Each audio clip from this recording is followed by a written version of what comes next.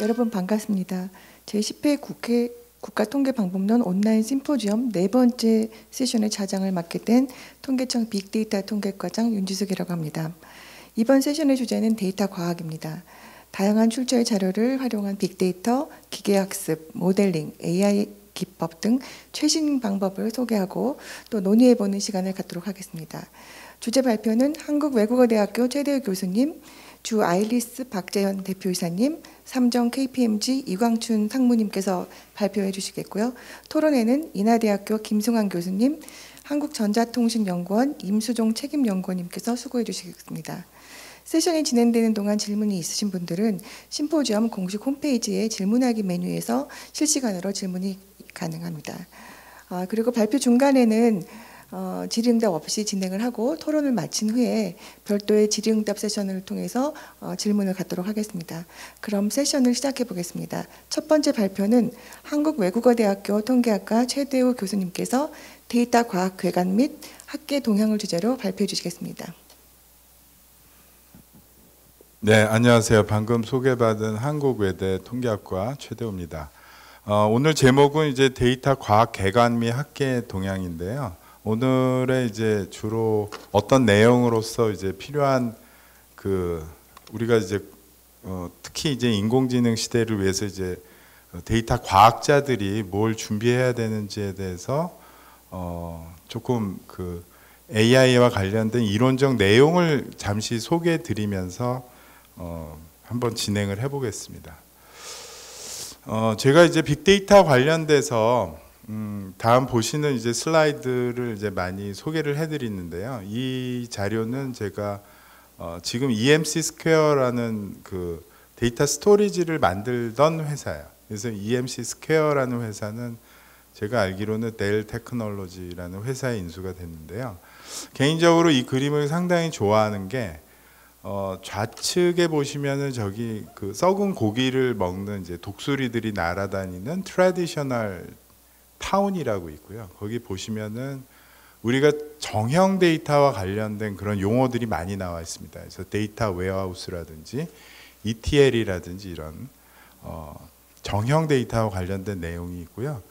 근데 거기서 이제 나귀를 타고 사람들이 이제 여정을 떠나는데 그 중간에 보시면 이제 강이 흐르고 있을 겁니다. 그래서 빅데이터와 관련된 이제 3V라고 그래서 Volume, Variety, Velocity 이런 얘기를 많이 하거든요. 그러니까 빅데이터의 특징이 결국은 양도 많고, 그 다음에 과거에 이제 그러니까 정형 데이터 숫자로 이제 쉽게 전환될 수 있는 그 정형 데이터뿐만 아니라 뭐 이미지라든지 텍스트라든지 소리라든지 뭐 이러한 다양한 과거의 어떤 기록물도 데이터로 활용할 수 있다라는 버라이어티, 그 다음에 데이터들이 실시간으로 많이 쏟아지니까 그런 데이터들을 또 잘 가공을 해야겠다라는 빌로소티, 요 세 개 특징을 가지고 있는 빅데이터 리버가 저기 흐르고 있고요. 그 중에 이제 사람들이 그 빅데이터로부터 뭔가 소중한 정보를 캐내는 그 금광과도 같은 역할을 하고 있다는 이 그림이 있으면서요. 쭉 다시 이제 여정을 떠나는데 맨 우측에 저기 크게 있는 시티를 보면은 Value Creation City라고 되어 있습니다. 그러니까 결국은 얘기하는 게 과거의 정형 데이터로부터 이제는 큰 시각을 갖는 그런 빅데이터로부터 진정한 어떤 가치를 얻어서 우리가 Value Creation City로 도달할 수 있다라는 거고요. 근데 제가 이 사진을 소개해드리는 이제 이유는 빅데이터 정의보다는 제가 재미있게 생각하는 게 여러분 잘 보이실지 모르겠는데 그 Value Creation City 길목에 보라색의 조그만 학사모 쓴 사람이 있습니다. 그 사람이 데이터 사이언티스트예요.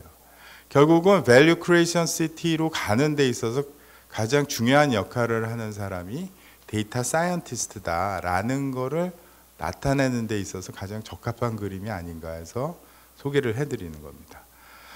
자, 그러면 데이터 사이언티스트, 데이터 과학자라고 하는 사람들은 어떤 사람일까? 어떤 능력을 갖춰야 될까? 사실 이 그림 역시 제가 또 인용을 한 건데 이 그림 보시면은 뭐 이 그림 이제 보신 분들 굉장히 많을 겁니다. 이제 요 그림 소개된 지도 이제 4년, 5년이 지나서 그래서 특징이 뭐냐면은 일단 math와 statistics에 대해서는 이제 기본적으로 아셔야 되고요. 그 다음에 programming and database. 그러니까 이 키워드만 보셨을 때 math, statistics는 기본이고 플러스 워낙 데이터들이 다양해지고 커지고 그 다음에 데이터의 소스들도 여러 군데 흩어져 있으니까 이런 기본적인 IT 지식을 알아야 되는구나 이런 거를 우리가 생각할 수 있고 그 다음에 또 나머지 두 개 보시면요 Domain Knowledge and Soft Skills 그러니까는 우리가 결국은 데이터 분석을 하는 데 있어서 이거를 왜 그 다음에 어떻게 그 다음에 어디에 사용되는지 아는 그러한 좀 그런 능력들도 필요하다는 뜻에서 이런 얘기가 있는 거고요. 그 다음에 Communications and Visualization 분석한 그런 결과들을 공감하고 전달하는 그런 능력으로서 커뮤니케이션 스킬하고 시각화라는 거를 이제 얘기를 하고 있습니다. 어떻게 보면은 이게 간단한 얘기 같지만 사실 데이터 과학자들이 갖춰야 되는 그 덕목이라는 게 굉장히 거대하다라는 걸 알 수 있고요. 아직도 이러한 그런 능력을 갖춘 사람들을 찾기가 어려워서 이 전 세계적으로 국내뿐만 아니라 많은 기업에서나 사회에서 이런 사람들을 양성해야 되고 찾아야 된다. 이런 얘기들을 아직도 하고 있다라고 생각이 됩니다. 자, 이 그림은 90년대 말에 사실은 이제 데이터 마이닝이라는 단어가 90년대 말에 처음 소개가 됐을 때 나온 그림인데요. 이 그림에 있어서 그 중요한 거는 시사점이 뭐냐면은 데이터 마이닝을 하는 데 있어서 결국 데이터로부터 어떤 가치 있는 정보나 의미를 찾기 위해서는 굉장히 다양한 학문들을 동원한다. 그렇기 때문에 다양한 그런 내용들을 알아야 된다라는 것은 이미 90년대 말부터 강조가 돼 왔었습니다. 자, 요 그림은 뭐냐면은 최근에 약간 달라진 게 데이터 사이언티스트는 이런 능력을 가지고 있어. 그러면서 점선 하나를 추가한 그림을 제가 최근에 찾아낸 것처럼 아까도 말씀드린 대로 이 데이터 마이닝과 함께 이런 데이터 사이언티스트, 즉 데이터 과학자에 대한 탄생에 대한 예고, 사회적 니즈에 대해서는 이미 얘기가 된 바가 있다라는 것입니다. 특히 요즘 들어서 데이터가 이제 빅데이터 시대로 이제 본격적으로 접어들면서 비정형 데이터라든지 빠른 데이터에 대한 분석들에 대한 요구가 커지면서 이 모델링 컬처, 그러니까 데이터를 통해서 뭔가 패턴을 찾아내고 의미를 찾아내는 데 있어서 이 컬처도 기본적인 어떤 모수 모형, 지금 보시면은 이 사진에 이제 양복이 걸려 있는데요. 왼쪽은 기성복 코너고요. 우측은 맞춤형 코너입니다.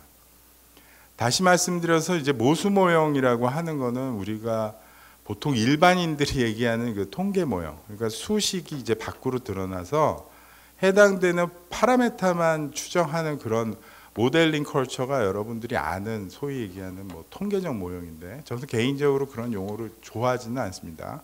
그래서 모수적 모형을 보통 여러분들이 많이 생각들을 하시는데 그때 그 모수를 추정하는 거를 보통 적합이라고 표현하죠. 피팅.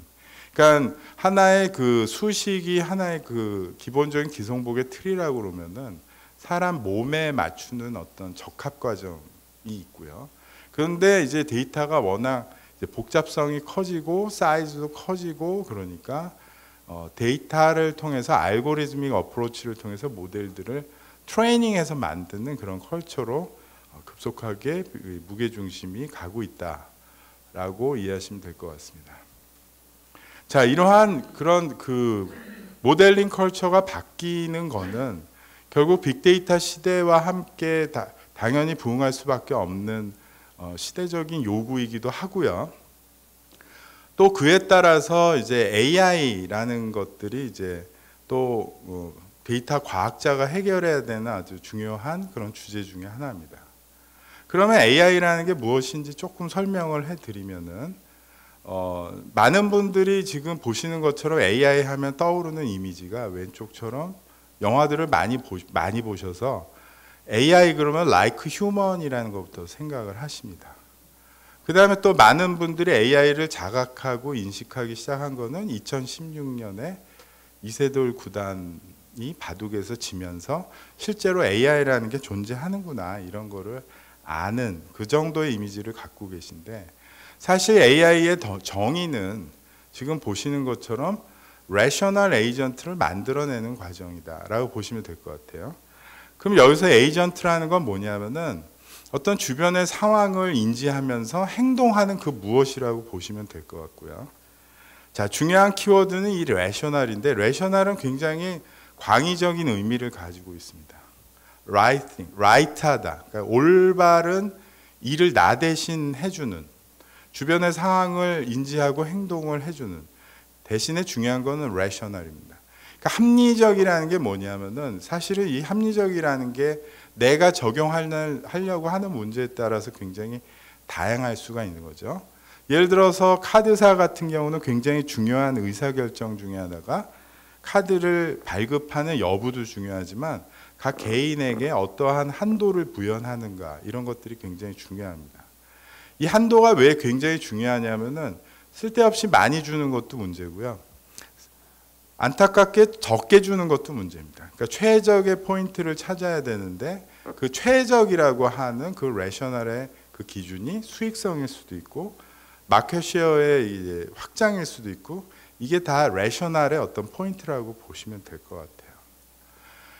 사실 아까도 말씀드린 대로 이제 인공지능에 있어서 인간처럼이라고 하는 축이 왼쪽에 있다면, 사실 그 인공지능의 정의에 있어서 like human이 틀리다라는 얘기가 아닙니다. 근데 점점 어느 쪽으로 가고 있냐면은 최적 행동이라는 쪽에 무게중심이 가고 있는 겁니다.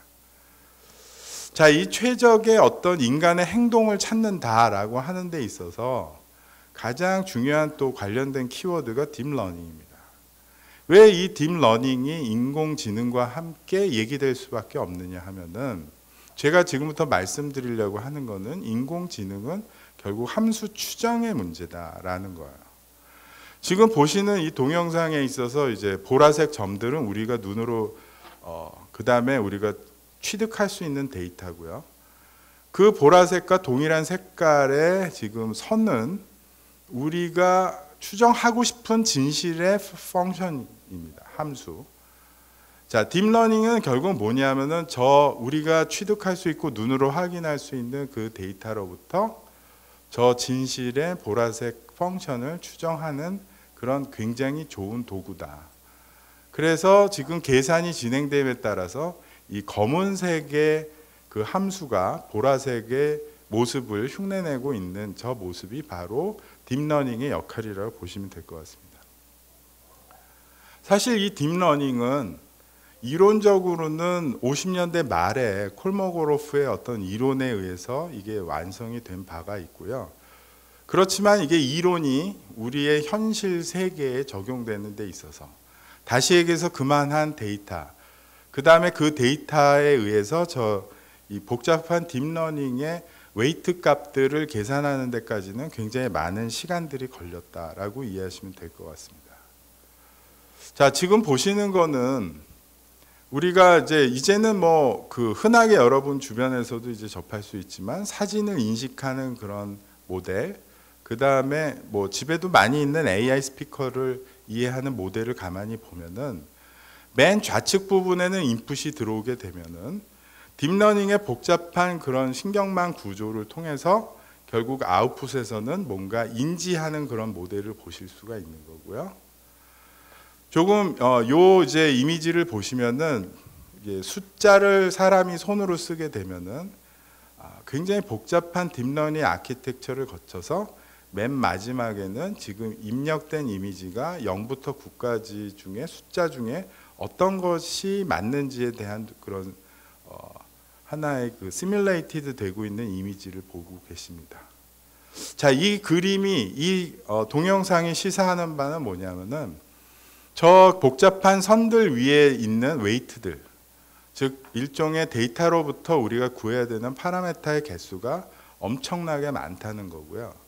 그러한 파라메타를 구하기 위해서는 아주 많은 양의 데이터가 필요하다라는 것뿐만 아니라 저와 같은 계산을 하기 위한 좋은 컴퓨팅 자원과 환경이 필요하며, 데이터 과학자들은 저와 같은 해당되는 그런 그 딥러닝의 아키텍처를 스스로 구조화할 수 있는 능력, 그 다음에 GPU 자원들, 즉 하이 퍼포먼스 컴퓨팅을 하기 위한 그런 프로그래밍 능력 등등이 필요하지 않겠느냐라는 것을 우리가 상상할 수 있을 것입니다.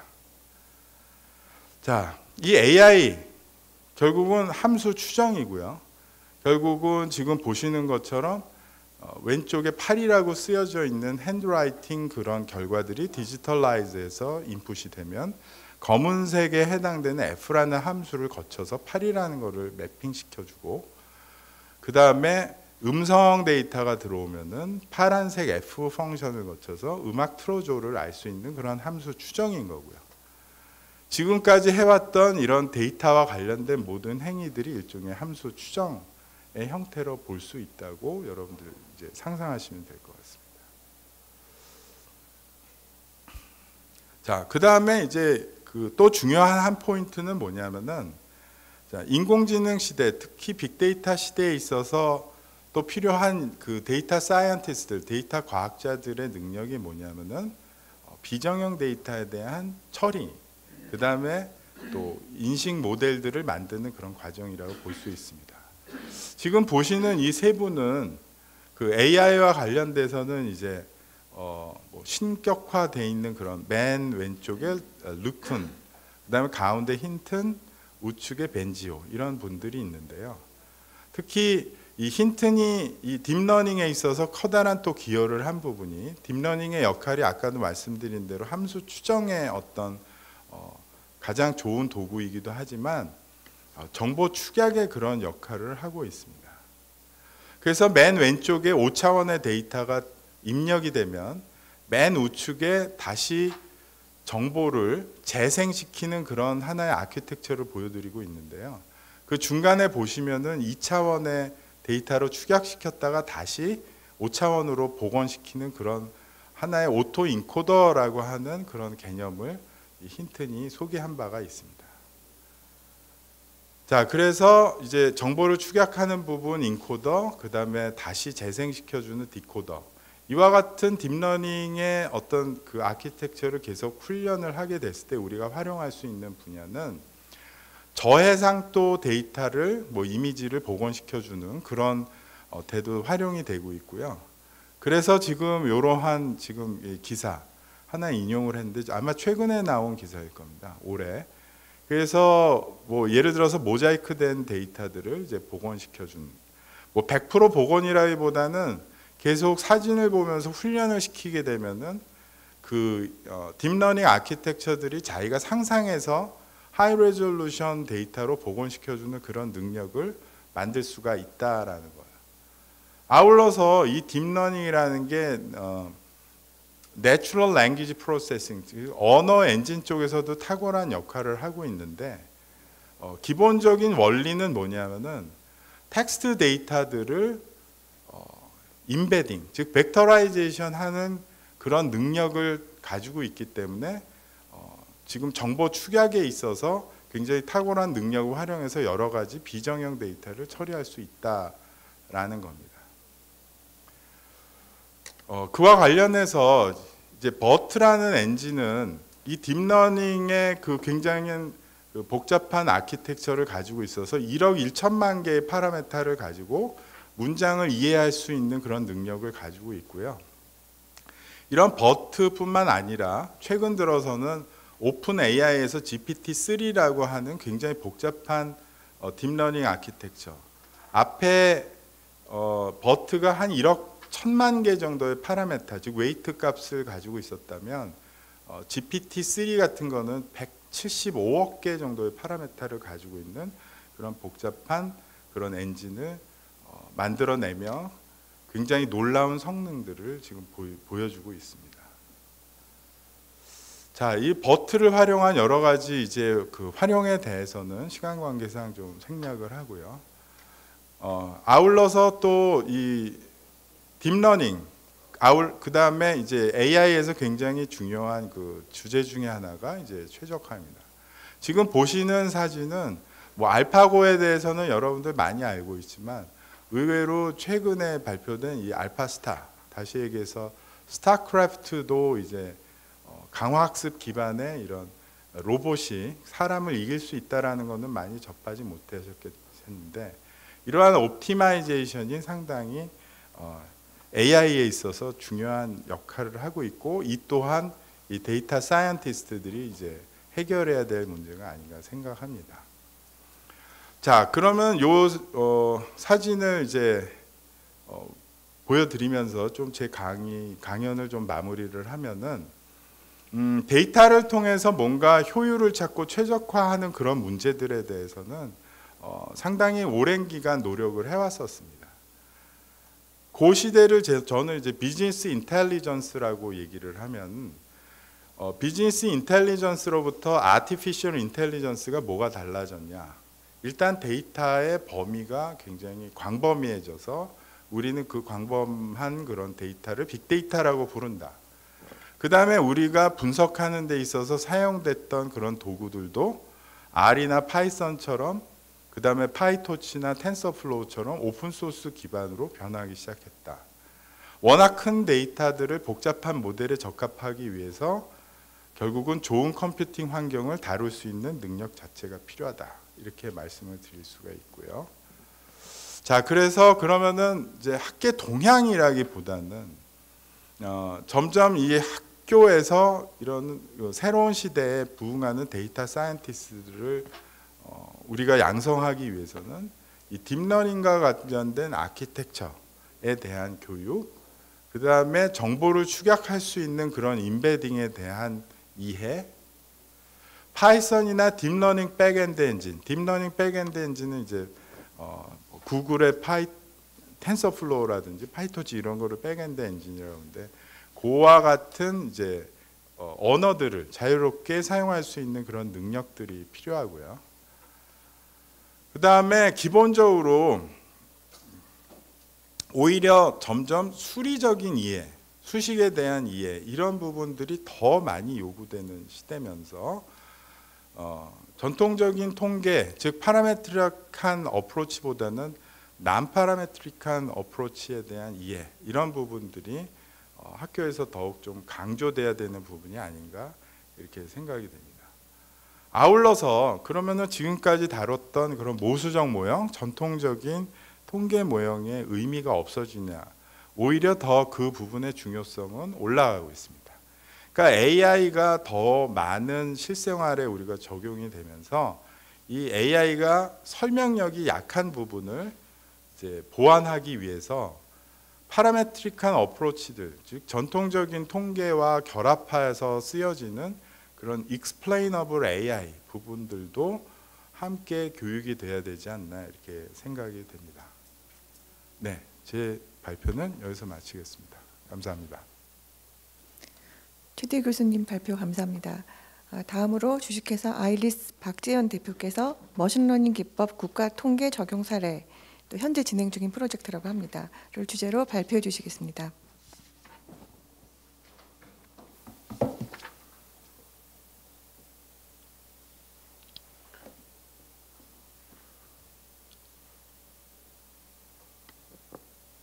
네, 안녕하십니까. 주식회사 아일리스 대표이사 박재현입니다. 아마 아일리스라고 하는 이름을 처음 들어보셨을 것 같아서 이제 저희 회사에 대해서 간략하게 좀 소개를 드리고, 그리고 내용을 좀 소개드리도록 하겠습니다. 아일리스를 한 단어로 다른 인공지능 회사들하고 어떤 점이 다르냐라고 이렇게 설명을 한다라고 하면 아마 실용이라고 하는 단어를 떠올릴 수 있을 것 같습니다. 저희는 지금 한 108명 정도 되는 구성원들로 구성이 되어 있고, 머신러닝이나 자연어 처리, 그리고 데이터를 수집하는 영역에서 그 인공지능 전문 기업으로서 활동을 하고 있습니다.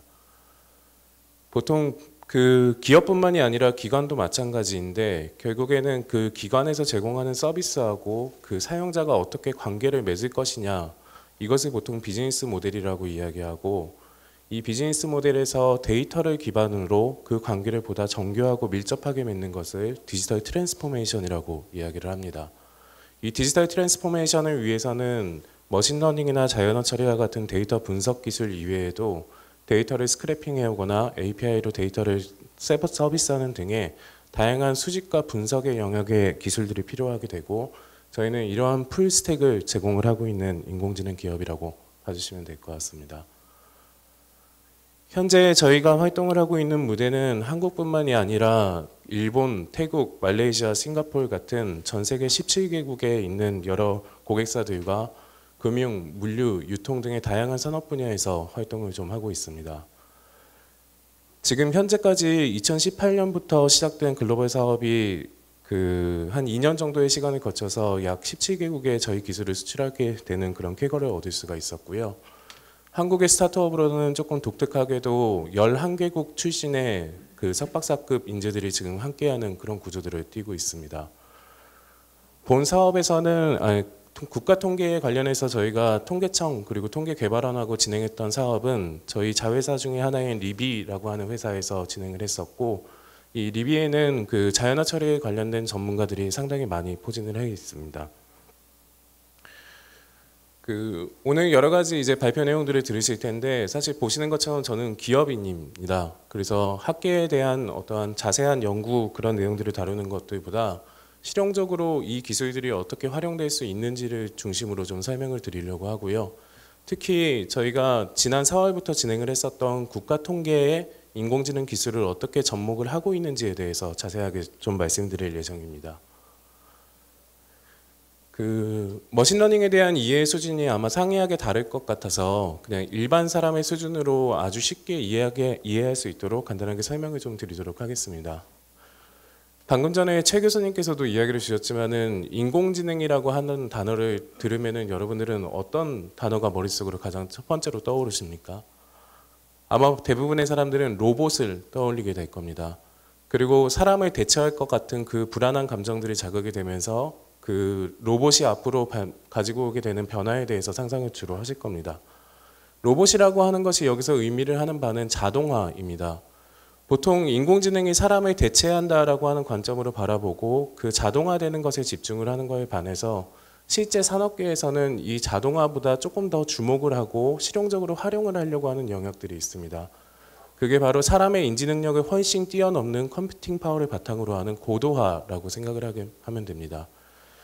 예를 들어서 대출을 위한 신용평가를 할 때 전통적인 회계의 방식으로 그 신용평가 모형을 개발을 하게 되면은 사람의 인지 능력으로 핸들링할 수 있는 수준이 10개에서 15개 정도 되는 변수를 선별해서 사용하는 방식을 채택하는 거에 반해서 인공지능의 방법론을 채택을 하게 되면은 수천 개, 수만 개의 무한한 개수의 변수와 그 타겟인 부도의 여부를 학습을 시킴으로써 훨씬 더 정교하게 미래를 예측하고 다룰 수 있게끔 됩니다.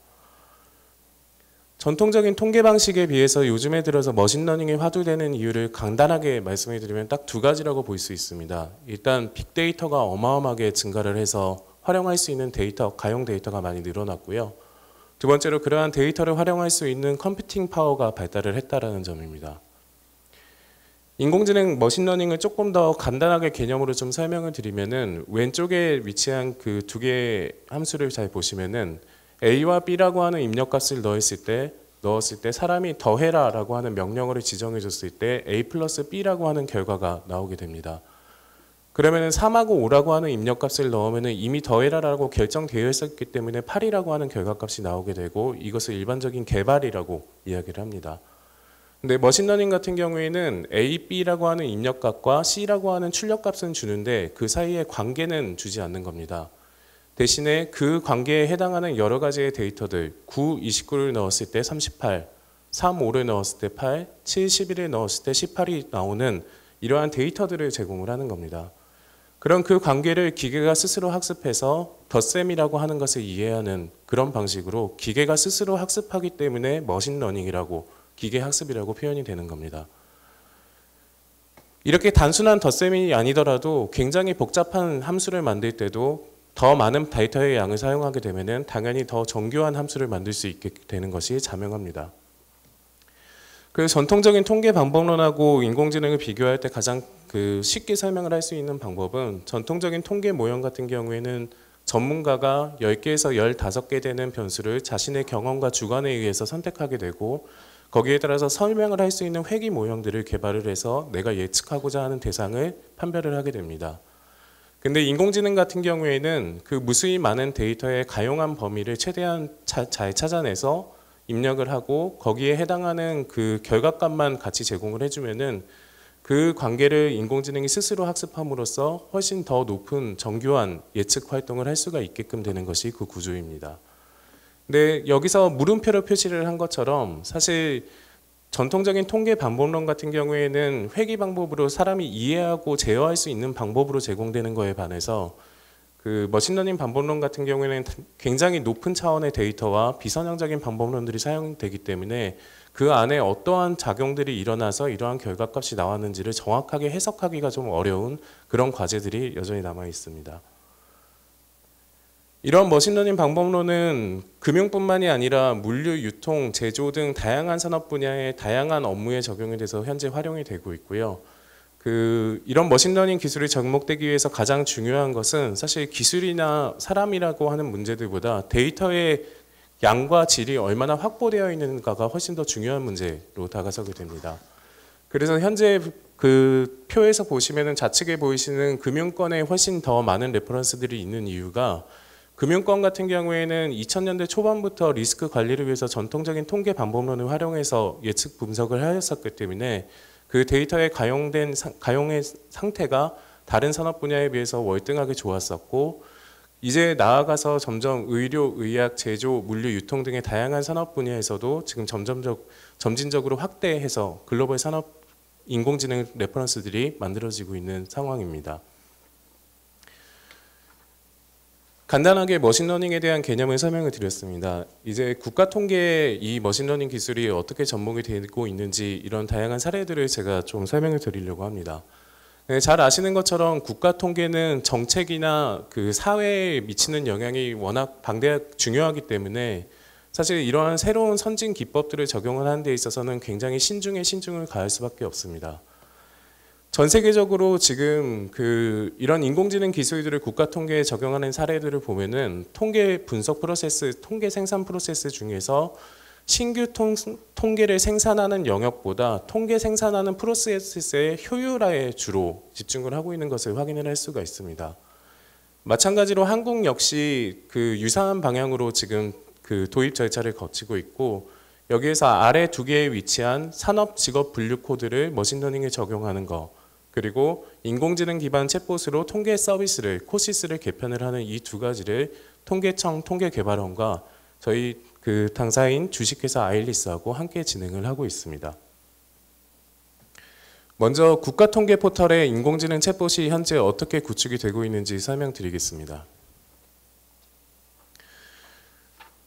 올해 들어서 이 국가통계 포털 코시스를 홈페이지를 개편하는 작업을 거치면서 제4차 산업혁명 시대에 맞추어 그 일환으로 인공지능 챗봇 서비스를 같이 도입을 하고 있습니다. 코시스 챗봇의 주요 역할은 오른쪽 아래 보시는 것처럼 코시스 사용법 안내, 통계 용어 설명, 통계 수치 안내, 코시스 검색 보조 등이 있습니다. 이 코시스 통계 챗봇의 가장 큰 특징은 보통 룰 기반의 챗봇하고 다르게 자연어로 사람이 입력을 했을 때 거기에 맞는 통계의 지표 혹은 그 결과값을 정확하게 매핑시켜 줄 수 있다는 건데 보통 이제 통계표와 같은 것은 행에 해당하는 항목들 그리고 컬럼에 해당하는 분류 그리고 어떤 시점에 대해서 묻는지에 대한 이 항목과 분류 시점을 정확하게 탐색을 해야지 사용자가 원하는 정확한 통계표와 통계 수치를 제공을 해줄 수가 있습니다. 저희가 신한은행이나 SBI저축은행, DB손해보험 같은 굉장히 다양한 민간에서의 챗봇 구축 사업들을 진행을 했는데 그런 사업들을 진행을 할 때에 비해서 통계청의 사업은 훨씬 더 난이도가 높아졌습니다. 왜 그러냐면은 통계청에서 제공을 하고 있는 통계표라고 하는 것은 수백 개에 해당하는 것이 아니라 17만 개에 해당하는 통계표가 있고 그 통계표 안에 하나하나의 변수와 그리고 그 항목과 분류들이 다 변수로 작용을 하기 때문에 그 방대한 데이터 속에서 사용자가 원하는 것을 정확하게 탐색해서 제공을 할 수 있다라고 하는 것은 굉장히 난이도가 높은 일이기 때문입니다.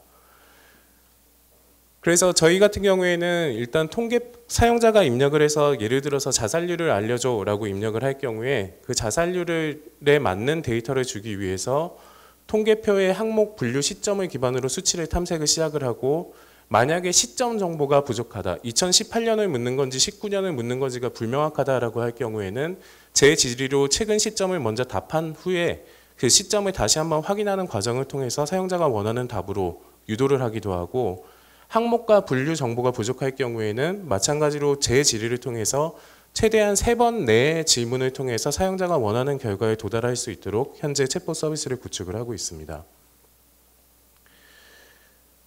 원래 영상 이미지가 영상이 준비되어 있었는데 본 발표 자료가 최신 버전이 아니라서 조금 그 내용이 전달이 조금 약할 수 있는 점을 좀 양해를 부탁드리겠습니다.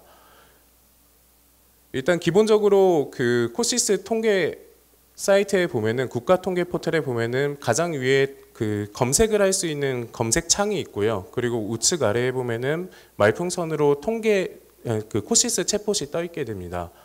근데 보통 이 통계표에서 검색을 진행을 했을 때 자살률이라고 하는 것을 검색하면은 약 31,762건 정도의 통계표가 검색이 됩니다.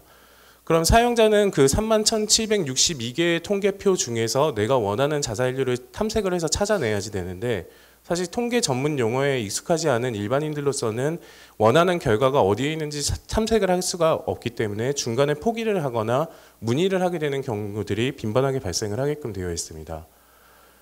그래서 코시스 챗봇에서는 코시스 챗봇으로 직접 들어가서 내가 원하는 질문, 뭐 예를 들면 청소년 인구를 물어보면은 가장 최근 시점에 대한민국 청소년 인구의 수를 정확하게 안내를 하고 실제 이것이 그 사용자가 원하는 결론이 아닐 수 있기 때문에 거기에 해당하는 통계표를 제공을 하거나 여러 가지의 다른 부가적인 설명들을 곁들일 수 있도록 구성이 되어 있습니다. 다만 여기서 시점이 제공이 안 됐을 때 최근 시점에 2020년을 제공했는데 예를 들어서 시점이 아니라 분류와 항목이 제공이 되지 않았을 경우에는 아까 말씀드렸던 것처럼 보다 더 자세한 정보를 탐색하기 위한 질의들을 진행을 함으로써 정확한 의도를 파악할 수 있도록 구축이 되어 있습니다.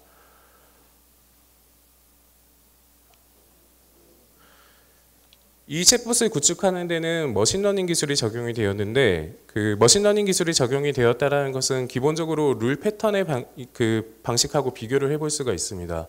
룰 패턴 같은 경우에는 정확하게 딱 규칙에 해당하는 거에 대해서만 응답을 할 수가 있기 때문에 사용자가 조금만 다르게 그 학습된 데이터와 다르게 입력을 할 경우에는 응답을 할 수가 없는데 머신러닝 같은 경우에는 그 유사 문장을 판별해서 다르게 입력이 되더라도 그 의도를 정확하게 파악함으로써 답변을 제시를 할 수 있게끔 구축이 되어 있습니다. 여기에 단어 인베딩 기술에는 그 파스텍스트라고 하는 최신 머신러닝 기법이 적용이 됐고 그리고 문장 인베딩 기술에는 최근 가장 핫한 버트와 그리고 엘모라고 하는 그런 기법들이 적용이 되어 있습니다. 이러한 언어 모델을 구축을 하기 위해서 온라인 문서, 그리고 코시스 사이트 수집 문서, 코시스 Q&A, 그리고 통계 관련 질문 FAQ에서 약 50만 건에 해당하는 말뭉치를 수집을 하였고 공통적으로 통계청에 특화가 되어 있는 사전 학습 언어 모델을 버트 기반으로 현재 구축을 하고 있는 상태입니다. 이 공통적인 언어 모델을 견고하고 유연하게 구축을 하는 것이 앞으로 이 챗봇 서비스를 유지 보수하거나 다른 서비스에 이러한 그 언어 모델을 적용하고 확장해 나가는 데 있어서 굉장히 중요하기 때문에 지금 현재 이 부분에 있어서 굉장히 최신의 기법들을 적용을 하고 또 이러한 방법론에 대해서 저희가 확실하게 검증을 사전에 다른 도메인들을 통해서 했음을 좀 설명을 드리겠습니다. 그 환경부의 신문고의 게시판을 간단하게 좀 넘어가겠습니다. 방금 지금 말씀드린 이러한 버트 기반의 그 언어 학습 모델을 구축하는 이 방식이 지금 우측에 보시는 것처럼 환경부에서 저희가 다른 서비스를 구축한 결과 약 91%의 라벨 분류 정확도를 보이면서 확실하게 그 개선된 성능을 보임을 확인할 수 있습니다. 두 번째로 산업 직업 분류 자동 코딩 시스템에 대해서 좀 설명을 드리겠습니다. 그 산업 직업 분류 코딩 시스템은 그 통계청에서 주로 이용을 하고 계시는 가장 메인 시스템 중에 하나인데 이게 월 2만 건 정도 이용이 되면서 굉장히 중요한 그 국가 단위의 시스템 중에서는 가장 활용 빈도가 높은 중요한 시스템 중에 하나입니다. 여기에 사용자가 그 조사관이 조사를 한 내용들을 입력을 하게 되면은 그 해당하는 산업 분류 코드 숫자 4자리와 직업 분류 코드 4자리를 매핑을 해주는 과정들을 진행을 하게 되는데 그 사전 자료에 새긴 정보가 정확하게 매핑이 되지 않는 경우에는 기존의 TF-IDF라고 하는 방식을 통해서 검색을 해서 매핑을 해서 제공을 하고 있었습니다. 근데 이 검색을 하는 방식과 사례사전을 통해서 제공을 하는 방식은 한 85% 정도의 커버리지는 보이지만은 약 15% 정도의 정확하게 원하는 코드를 제공하지 못하게 됨으로써 그 수동 코딩을 하거나 아니면은 대체를 해야지 되는 그런 상황들이 많이 빈번하게 발생을 하고 있었습니다. 그래서 이 코딩이 실패하는 케이스를 얼마만큼 줄여내고 더 정확한 코딩을 제공할 수 있는가가 이 프로젝트에서 중요한 점이었었고, 지금 저희는 그 비지도 학습의 방식을 통해서 색인어를 자동으로 추출하거나 아니면은 그 코딩을 지도 학습 기법을 활용해서 정확하게 그 매핑을 해주거나, 정확하게 정보가 들어오지 않았거나 스코어가 낮은 경우에는 그 자연어 추론을 통해서 코딩을 추론을 통해서 최종적으로 원하는 결과를 더 높이 그 성능을 확보할 수 있도록 그렇게 시스템을 고도화를 하고 있습니다. 특히 이 지도학습 기반으로 그 산업직업 분류 모델을 구축하고 있는 현황인데, 기존의 입력값뿐만이 아니라 다른 추가적인 정보인 직장명을 활용을 함으로써 최종적인 코드의 매핑 스코어를 0.93 정도의 평균 0.93 정도의 높은 성능을 낼 수가 있었고, 지금 이 0.93이라고 하는 성능은 이 화면에서 보시는 코딩 실패 15%를 거의 대부분 커버리지를 갖는, 거의 대부분 자동 코딩으로서 정확한 그 코딩이 가능한 상태로 현재 구축됐다고 보시면 됩니다. 그래서 지금 여태까지 사람이 수동으로 코딩을 하거나 그 매핑을 하거나 아니면은 그 TF-IDF 방식을 썼었던 것들을 완전히 대체를 바로 하는 것이 아니라, 그러한 방식에 더해서 저희가 이번에 구축을 한 머신러닝 방법을 같이 병행함으로써 앞으로 두 가지의 시스템에 동일하게 코드를 뱉으면은 그대로 활용을 하고, 만약에 어느 한쪽이 다른 방식으로 뱉게 되면은 그것을 사용자가 보완을 함으로써 보다 안정적으로 서비스를 운영할 수 있도록 그렇게 구축이 되어 있습니다. 마지막으로 AutoML의 적용 방안을 준비했는데, 사실 지금 시간 관계상 이 내용을 자세하게 설명드리기는 좀 어려울 것 같아 이제 핵심적인 내용만 말씀드리고 정리하도록 하겠습니다. 결국 국가 통계가 갖고 있는 그 파급력 때문에 그 기술의 성능보다는 사실 그 기술을 도입을 했을 때 그 결과에 대한 신뢰, 그리고 그것을 운영을 할 때 과연 효율적으로 운영할 수 있는가에 대한 실증 경험이 사실 통계청의 입장에서는 훨씬 중요한 것이라고 볼 수 있습니다.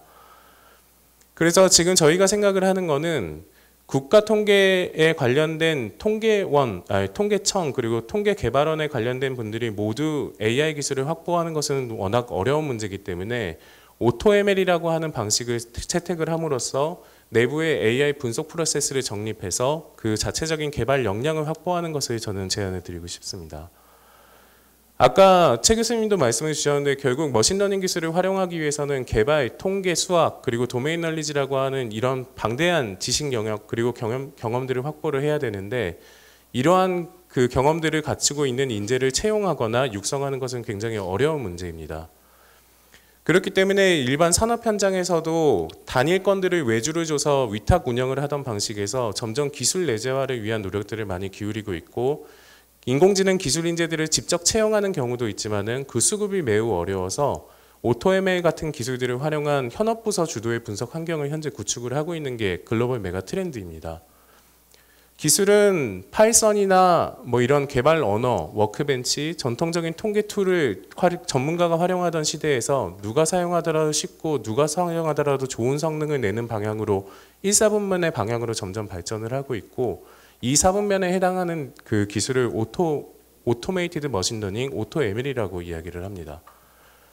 이러한 트렌드는 가트너 같은 곳에서도 올해 40% 정도에 해당하는 데이터 사이언스 업무가 자동화될 것이라고 이야기를 하고, 그리고 IBM 같은 경우에도 올해 가장 큰 화두가 자동화, 자연어 처리, 그리고 신뢰라고 하는 문제일 거라고 이야기하고, 구글에 관련된 CTO 중에 한 명은 머신러닝이라고 하는 직업 자체가 곧 사라질 거다라고 언급을 하는 만큼 이 인공지능 기술을 어떤 방식으로 통계청과 통계개발원에 도입을 해서 그 역량을 확보할 것인가라고 하는 데에서 중대한 시사점을 주는 것을 확인할 수가 있습니다. 이러한 자동화된 머신러닝 방법론을 사용하게 되면은 전문가는 자신의 가설을 빠르게 검증하고 탐색할 수 있게 되고, 기술을 모르는 일반인들도 몇 번의 클릭만으로 인공지능 기술들을 손쉽게 이용할 수 있게끔 됩니다. 보통 머신러닝 방법론은 세 가지로 나눠서 이야기를 합니다. 지도학습, 비지도학습, 강화학습인데 이 통계 서비스와 통계 생산에 관련된 기술은 주로 지도학습과 비지도학습에 관련이 되어 있습니다. 아까 전에 말씀드렸던 이 신규 통계 생산과 그리고 통계 생산 프로세스 현대화에 관련되어 있는 여러 가지 기술들, 분류, 군집화, 회귀, 그리고 분포 추정 이런 기술들은 모두 지도학습과 비지도학습에 관련된 영역으로 지금 현재 이 지도학습과 비지도학습은 머신러닝 자동화 기술을 통해서 대부분이 자동화되어 있다고 보시면 됩니다. 이런 경우에는 예를 들어서 사기를 적발을 하고 싶을 때 내가 알고 있는 사기 같은 경우에는 지도학습 방법론을 통해서 예측을 하고 내가 모르는 새로운 유형의 사기 같은 경우에는 이상탐지, 비지도학습 기법을 사용해서 어너멀리 디텍션을 활용하는 등으로 이 기술을 복합적으로 활용하면은 아까 말씀드린 신규 통계 생산과 그리고 통계 프로세스에 대한 분석 프로세스에 대한 개선을 두 가지를 다 누릴 수가 있게끔 됩니다. 마지막입니다. 사실 저희가 글로벌에서 다양한 산업 현장하고 같이 비즈니스를 진행하면서 깨닫게 된 점이 한 가지가 있습니다. 이런 인공지능이나 4차 산업혁명이라고 하는 거대한 화두를 가지고 추상적이거나 뭔가 멋진 이야기를 하는 것들보다 진짜 선진적인 결과들을 내는 곳의 특징 공통점은 작고 빠르게 시작한다라는 것이었습니다. 사실 이번에 저희가 국가 통계에 관련해서 통계개발원 그리고 통계청에서 여러 주무관님들과 과장님과 함께 이렇게 진행을 했었던 이 사업은 사실 전 세계적으로 보더라도 실용적으로 인정이 될 수 있을 만한 사례이고 그렇기 때문에 이러한 용기를 내신 그 주무관님과 과장님께 찬사를 보내고 앞으로 나아갈 길에 대해서 이제 응원을 하는 말로 발표를 마치도록 하겠습니다. 감사합니다. 네, 박재현 대표님 발표 감사합니다. 세 번째 발표에는 삼성 KPMG 이광춘 상무께서 데이터 과학 방법론, 산업 적용 현재와 미래라는 주제로 발표를 해주시도록 하겠습니다. 네, 안녕하세요. 소개받은 삼성 KPMG 데이터 사이언티스트 이광춘입니다. 제가 오늘 발표드릴 내용은 실제로 삼성 KPMG라는 컨설팅 회사, 글로벌 컨설팅 회사가 데이터 사이언스 자체를 어떻게 데이터를 활용을 해서 비즈니스에 적용되고 있는지에 관련되는 내용을 중심으로 해서 발표를 드리겠습니다. 일단 먼저 이제 데이터 경제와 산업, 일단 비즈니스 쪽으로 들어가기 위해서 먼저 경제와 산업에 대한 부분을 이해가 필요한데 이건 2018년 정도에 이제 발표됐었던 이코노미스트에서 나왔었던 재미있는 이제 기사 중에 하나인데 사실 저희가 알고 있는 대부분의 이제 아마존이라든가 우버라든가 마이크로소프트, 구글, 페이스북 모두 누구나 다 알고 있는 익숙한 기업들인데 도대체 이 기업들은 기술 기업으로 알고 있지만은 사실 본질은 여기 나와 있는 것처럼 데이터를 원재료로 해서 이걸 독점적으로 활용을 하면서 상당한 이제 부를 축적하고 있는 그런 기업들로 확인이 되고 있습니다. 사실 이런 산업의 예는 저희가 산업혁명 이후에 철강이라든가 석유 쪽에서도 록펠러라든가 앤드류 카네기 같은 쪽에서도 알 수 있는 거고 사실 이제 자원만 바꿨을 뿐이지 비즈니스의 본질은 동일하다라고 보시면 되겠습니다. 그럼 도대체 이 전통적으로 봤었을 때 이제 정유 산업 이것 자체도 가장 이제 경제적 가치가 많이 나오는 산업이라고 보면은 일단 원재재는 다 아시겠지만은 석유입니다. 석유를 가지고서 유전에서 뽑아서 이걸 운송을 통해 가지고 화학 공정을 통해 가지고서 아스팔트부터 시작해 가지고 석유 가스까지 상당히 이제 다양한 가치가 나오는 화학 제품을 이제 만들어서 어떤 경우에는 저 원료로 사용하고 어떤 경우에는 다른 이제 부산물로 사용하는 그런 단계를 거치게 됩니다. 데이터도 마찬가지로 여기에서 어떤 이제 가치를 창출하기 위해서는 저기 나와 있는 것처럼 이제 저희가 자동화하고 할 수 있는 이제 파이프라인을 이제 구축을 해야 되는데 데이터에서부터 데이터 산업까지 저 전체를 이제 하나의 생태계로 만들 수 있는 여러 가지가 필요합니다. 그걸 하기 위해서 크게 봤었을 때 아주 단순하게 생각하면은 하나는 이제 엔지니어링이 필요하고 하나는 사이언스가 필요합니다. 왜 그러냐면은 데이터를 가지고서 산업화를 한다는 것은 대량 생산을 한다는 말인데 제품을 만든다는 것 자체는 무수히 많은 실행과 반복의 그런 이제 실패의 과정입니다. 그런 의미에서 데이터 사이언스, 데이터 과학이 필요한 거고, 과학을 통해서 어떤 원리라든가 아니면은 경제적 가치가 있는 어떤 함의를 만들어내면은 그 발견을 바탕으로 해서 엔지니어링 기술이 들어가게 됩니다. 엔지니어링 기술은 대량 생산, 복제할 수 있는 그런 기술입니다. 거기에 이제 한 가지 다른 이제 전통 산업과의 차이점이 있다 그러면은 이 자체는 다 이제 컴퓨팅 리소스를 상당히 많이 필요로 합니다. 무슨 말이냐면은 데이터 자체를 어딘가는 저장을 해야 되고, 저장된 데이터를 가지고서 처리를 해야 되기 때문에 저 많은 데이터를, 그 많은 컴퓨팅 파워를 가지고 돌리려고 하면은 클라우드가 필수적으로 필요합니다. 그렇게 나오는 이제 여러 가지 데이터 프로덕트와 서비스가 있을 텐데, 그 자체를 또 데이터 경제에 묶어가지고 어떻게 산업화를 할 거냐, 이게 또 다른 또 문제가 됩니다. 다시 이제 그 전통 산업하고 비교해 보게 되면은 저희 같은 경우에는 전 세계적으로 가장 이제 우수한 석유 정제 산업도 그런 경험도 가지고 있고, 마찬가지로 이거 수평 확장을 해서 데이터 산업에도 이제 확장을 하게 되게 되면은 저희도 이제 상당한 이제 데이터 경제의 경쟁력을 가질 걸로 생각이 됩니다. 두 번째는 이제 그 가치에 대한 부분인데, 비즈니스 가치를 보게 되게 되면은 뭐 이 같은 회에서 한 5, 6년 전에 나왔었던 굉장히 그 제가 봤을 때 가장 이제 가치를 가장 잘 표현한 장표 중에 하나라고 생각되는데, 한 축은 이제 난이도, 한 축은 가치로 보게 되게 되면은 저희가 사실 통계학이라든가 아니면 머신러닝, 딥러닝 하게 되면서 여러 가지 그 통계학적인 기법을 배우게 됩니다. 결국 데이터를 통해 가지고서 어느 정도의 그 가치를 이제 뽑아낼 수 있고 어떻게 하는 게 가장 효율적인 거에 대해서 가장 기초적으로 일단 뭐 기술 분석부터 시작해 가지고 마지막에 프리스크립트 어널리틱스까지 저희가 진행이 되는데, 이 단계에 따라서 난이도도 이제 급격하게 올라가게 되는 거고, 기본적인 그 분석을 통해서 물론 이제 상당히 좋은 그 인사이트를 발견할 수 있긴 하겠지만은 그건 사실은 지나간 그런 부분인 거고, 어떻게 보면 현재를 가장 설명하고 아니면 어떻게 보면은 이제 미래를 잘 예측을 하거나 최적화할 수 있는 이런 부분에 이제 필요하다 보면은 지금처럼 이제 프리딕티브 어널리틱스라든가 프리스크립트 어널리틱스 같은 고난도의 어떤 이제 고급 통계라든가 데이터 과학 기술이 필요하게 됩니다. 앞쪽에서는 이제 통계 모델링적인 이제 관점을 이제 말씀을 드렸는데, 아까도 말씀드린 것처럼 이것 자체가 데이터를 컴퓨팅 자원 위에 넣어가지고 어떤 이제 알고리즘이라든 가치를 찾아내는 거기 때문에 프로그래밍이라든가 컴퓨터 사이언스적인 관점에서 보게 되면 좀 차이가 있습니다. 그게 무슨 말이냐면은 우리가 코딩을 통해 갖고 뭔가를 이제 그 만들어내려고 하면은 문제를 이제 그 컴퓨터 사이언스나 데이터 사이언스 문제를 바꿔야 되고, 그것 자체를 기계가 알아먹을 수 있는 형태로 디스크라이브해서 코딩을 해야 되고, 그걸 그 컴퓨터에서 돌려야 됩니다. 그런데 1980년대 뭐 다 아시겠지만 그때만 해도 컴퓨터 자원이 굉장히 희소했습니다. 그게 비싸다는 말이기 때문에 이때 하나의 뭐 슈퍼컴퓨터에 100명, 200명, 뭐 1000명 이 정도의 사람이 붙어가지고 최대한 이제 그 많은 이제 그 연구라든가 이런 부분을 했었죠.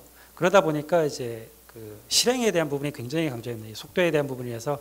그래서 아시겠지만 C나 C++ 같은 이제 언어가 지금도 가장 많이 쓰일 수밖에 없는 것 자체가 컴퓨팅 자원을 가장 효율적으로 이제 뽑아낼 수 있는 그런 상태입니다.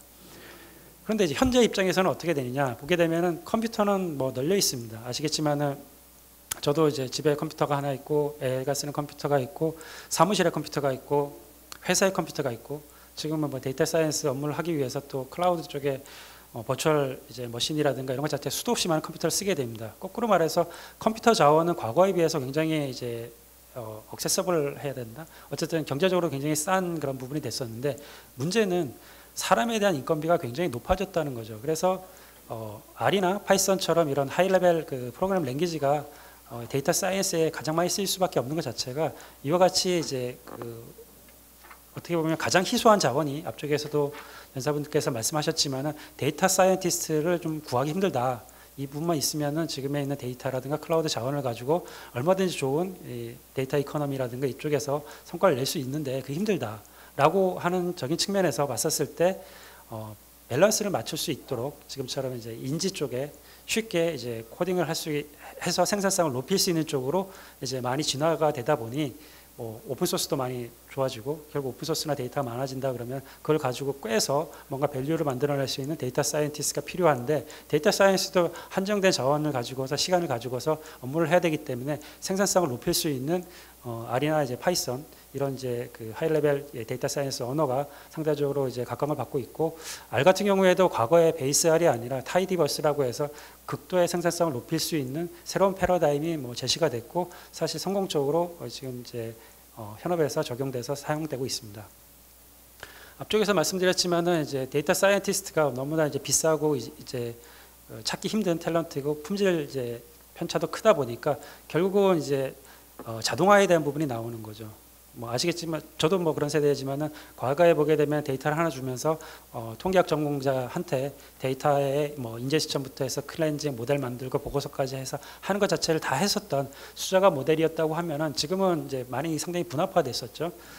데브옵스 파이프라인 그 컬처도 많이 좀 그 확대가 됐고, 그 문화를 이해하고 있는 개발자들, 앞쪽에 데이터 엔지니어링을 이해하는 데이터 엔지니어, 그다음에 이제 EDA라든가 이제 중간에서 데이터 클렌징이라든가 아니면 이제 간단한 뭐 대시보드 같은 거 만들 수 있는 역량을 갖고 있는 비즈니스 어널리스트, 그다음에 이제 이 단계를 바탕으로 해서 스태티스티컬 모델이라든가 프리딕티브 어널리틱스에 기반한 예측 모델을 만들 수 있는 부분까지 해서 다 이제 좀 많이 지금 인력도 아니면 기반 문화도 많이 이제 확대된 상태라서 지금은 어떻게 보면 이제 오토메이션이 상당히 많이 이제 데이터 사이언스 쪽에서 진행되고 있다라고 보시면 되겠습니다.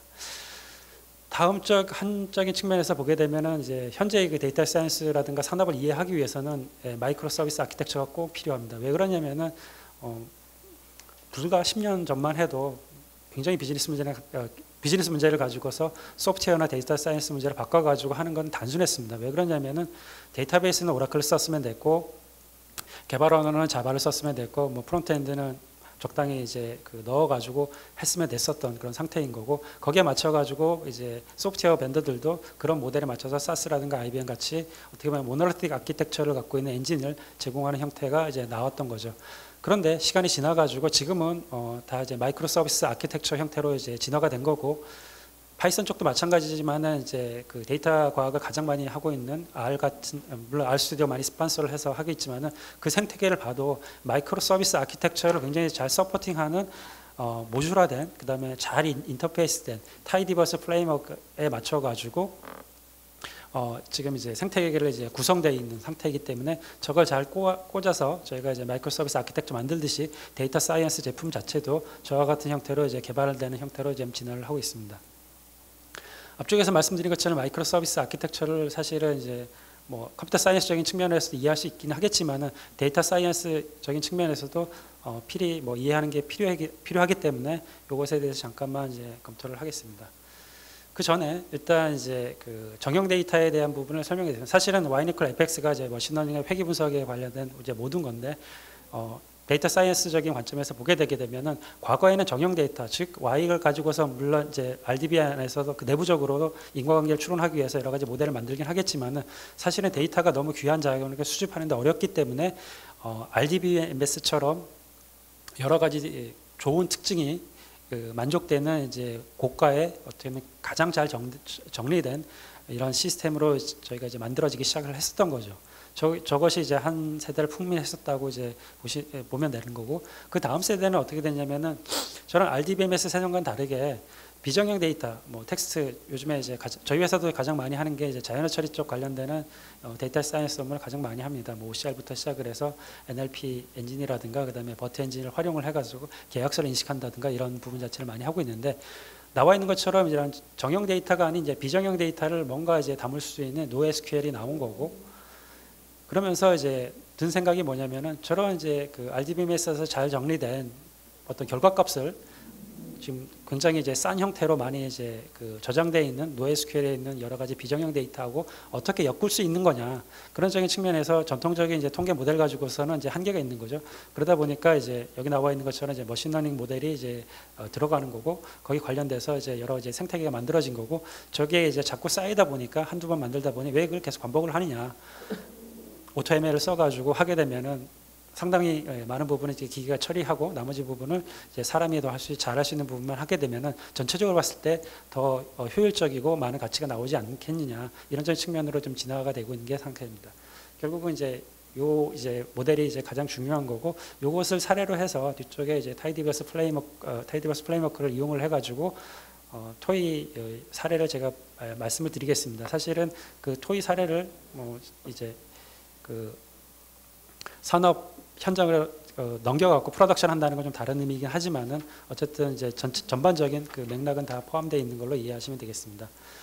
앞쪽에서도 이제 데이터 사이언스에 대한 위치에 대해서 이제 많은 부분이 있었는데 제가 봤었을 때는 이제 머신러닝과 딥러닝은 사실 리그레션 통계 모델의 일환이고 그런적인 측면에서 봤을 때 데이터 사이언스는 이제 머신러닝과 이제 딥러닝을 이제 포함하고 있는 이제 새로운 이제 프레임 이제 그 체계다라고 보시고 그 단어라고 보시면 되고 나와 있는 것처럼 이제 타이디버스가 아마 그 튼튼한 이론적인 이제 백그라운드를 담고 있다라고 보시면 되고 자세한 내용은 여기 작년에 제가 썼었던 데이터 사이언스 운영 체제 타이디버스에 대한 글을 참고하시면 되겠습니다.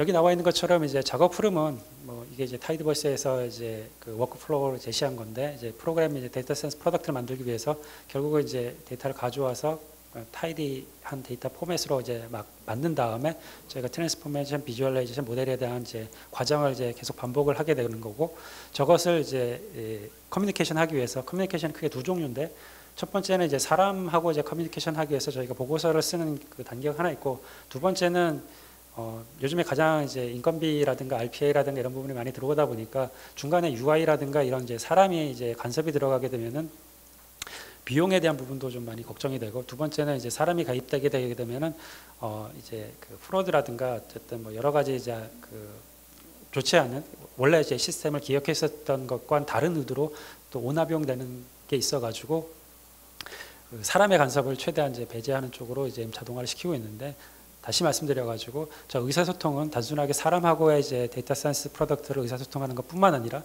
기계한테도 이제 의사소통하는 부분이 포함되는 과정이다라고 보시면 되겠습니다. 앞쪽에서도 이제 그 전통적인 이제 프로그래밍하고 이제 머신러닝의 차이점에 대해서 이제 여러 가지 다른 방식으로 했는데 이것도 이제 가장 좋은 방식이죠. 사실 이제 알고리즘이라는 것 자체를 찾아내는 게 굉장히 어렵기 때문에 근데 지금은 이제 데이터하고 출력 값만 이제 전달해 주게 되면은 알고리즘은 자동적으로 이제 찾아지는 그런 세상이 됐으니까 개발이라든가 이런 것 자체는 자동화가 상당히 많이 진전됐다라고 보시면 되겠습니다.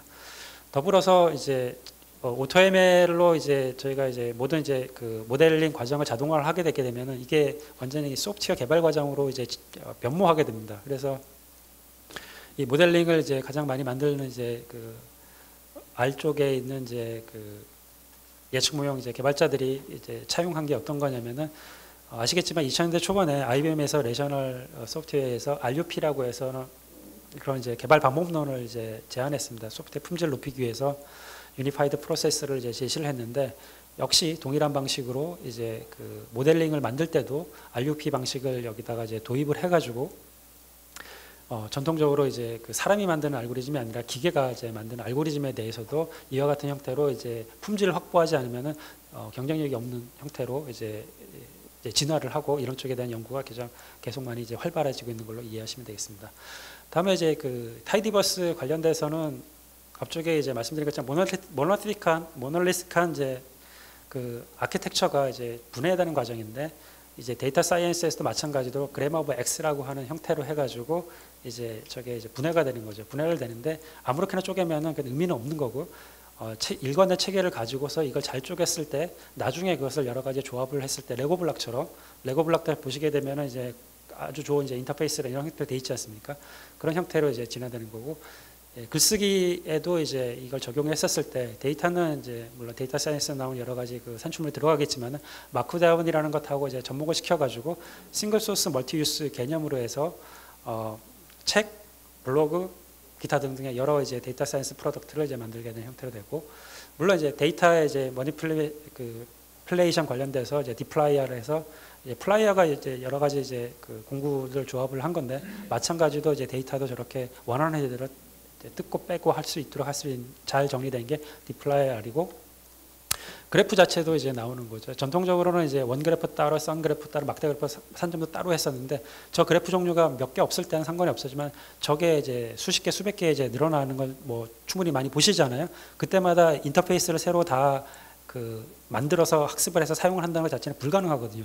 그러다 보니까 저걸 이제 레이어 아키텍처로 바꿔가지고 나온 게 이제 그래머 오브 그래픽스 이제 지지플랫이라는 그런 개념으로 해서 저도 이제 유니피케이션 했고, 테이블도 마찬가지입니다. 테이블도 이건 2, 3년 전에 이제 제시됐었던 건데 최근 이제 많이 나오고 있는 거고, 테이블도 뜯게 되면은 저런 이제 뭐 디지플라카, 디플라이어랑 마찬가지로 저 같은 형태로 분해가 되거든요. 저걸 이제 그 파이프하고 연결시켜 가지고 저희가 쓸 수 있는 거고, 타이디 텍스트도 역시 마찬가지 형태로 해서 이제 원자재가 렉탱귤러 데이터, 그러니까 직사각형 데이터, 우리가 엑셀이라든가 이런 이제 데이터가 아니라 문자나 텍스트 데이터를 넣었을 때 앞쪽에서 말씀드리는 타이디버스 이제 플레이머크에 넣어가지고 동일한 형태로 해서 원하는 결과를 이제 만들어내는 형태로 되는 거고, 오늘 이제 말씀드릴 거는 이제 예제로 준비한 거는 타이디 모델인데, 이제 그 앞쪽에서 말씀드린 타이디버스의 그 워크플로우에서 모델링만 뜯게 되면은 모델링 안에는 저렇게 이제 여러 가지 이제 서브 컴포넌트가 들어가 있는 거고, 저런 것을 잘 조합을 해서 이제 만들었을 때 유지 보수도 가능하고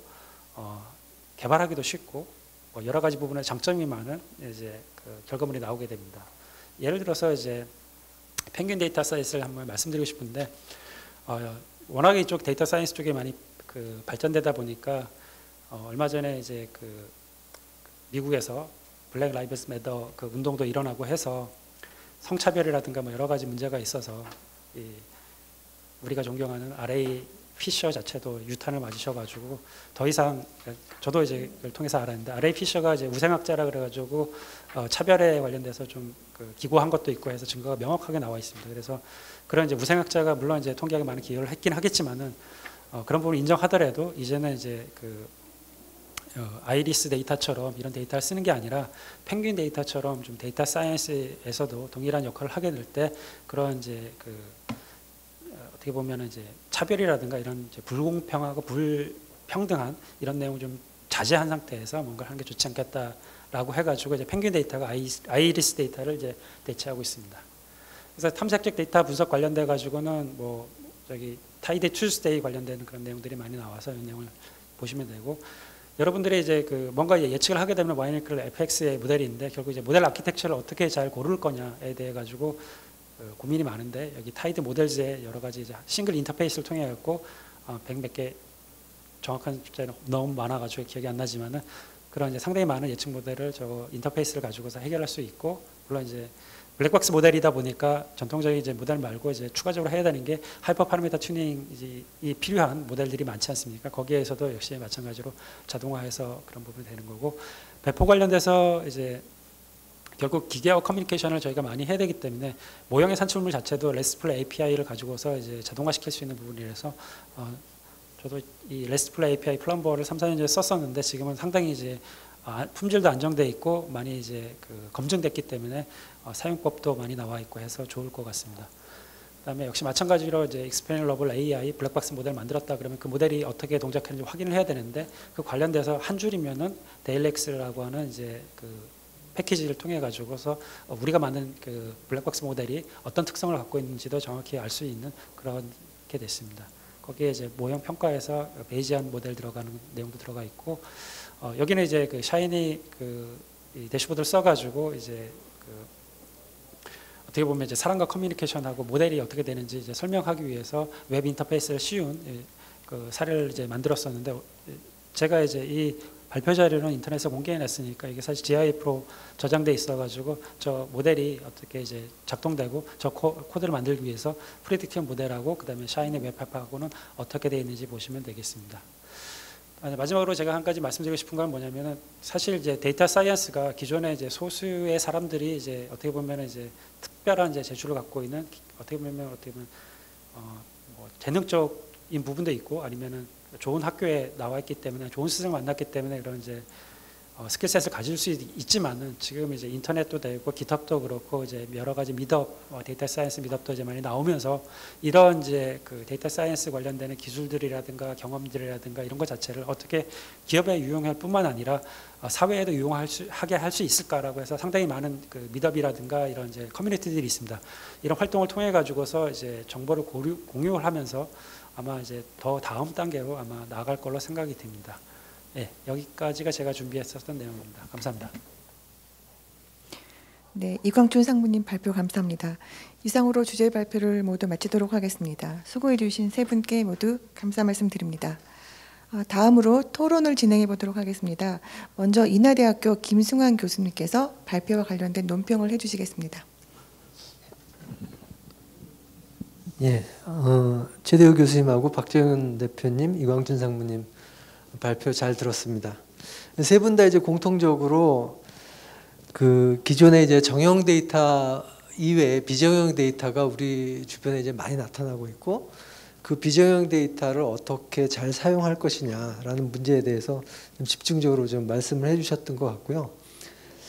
제 경험으로도 이제 기존에 이제 2000년, 그러니까 1900년대 말서부터 2000년 초반에는 기업에서 이제 데이터 웨어하우스에 이제 축적된 이제 데이터와 그다음에 자신의 어떤 현장을 이제 기업 경영을 하면서 이제 만들어낸 그런 현장의 그러니까 감각을 이제 바탕으로 해서 이제 의사결정을 하는 쪽으로 이제 계속 가다가 한 2010년, 15년 정도서부터 그 굉장히 많이 이제 기업 상황이 좀 바뀌더라고요. 근데 이게 바뀌는 게 뭐냐면 이제 비정형 데이터의 활용인데, 이제 웹이나 앱에 있는 그 로그 데이터의 그 실시간으로 나타나는 비헤이비어를 이용해서 어떻게 자신의 어떤 경영 목표를 달성할 수 있을까에 이제 치중한 쪽으로 바뀌는 거와 지금 여러 가지 이제 통계청에서 하고 있는 뭐 자살률이라든지 뭐 실업률이라든지 뭐 이런 국가에 이제 기반이 되는 이제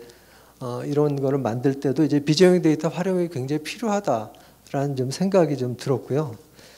그래서 근데 이제 이런 비정형 데이터를 쓰기에는 기존의 이제 통계적인 방법론이 사실 적합한 부분도 있지만, 좀 비정형 데이터를 쓰기에는 기존 통계적 방법론이 좀 부적합한 한, 그리고 이제 더 그 머신러닝이라든지 뭐 AI 기법을 이제 이런데 사용해야 될 필요성도 좀 있다라는 생각을 오늘 좀 하게 됐습니다. 그래서 제가 좀 여쭙고 싶은 거는, 그런 이런 비정형 데이터를 그 사실 쓸 때 가장 이제 필요한 게 그 뭐 국가 통계 같은 경우는 이제 굉장히 신뢰성이 중요하잖아요. 뭐 한번 해서 뭐 잘 맞았다 안 맞았다를 실험적으로 해보는 거는 아니기 때문에, 그래서 이제 AI 기법이나 뭐 딥러닝 같은 거 썼을 때 그 익스플레이너블한 어떤 부분에 통계학에 기여해야 될 부분이 이제 굉장히 많을 것 같다라는 생각을 하고, 또 최근에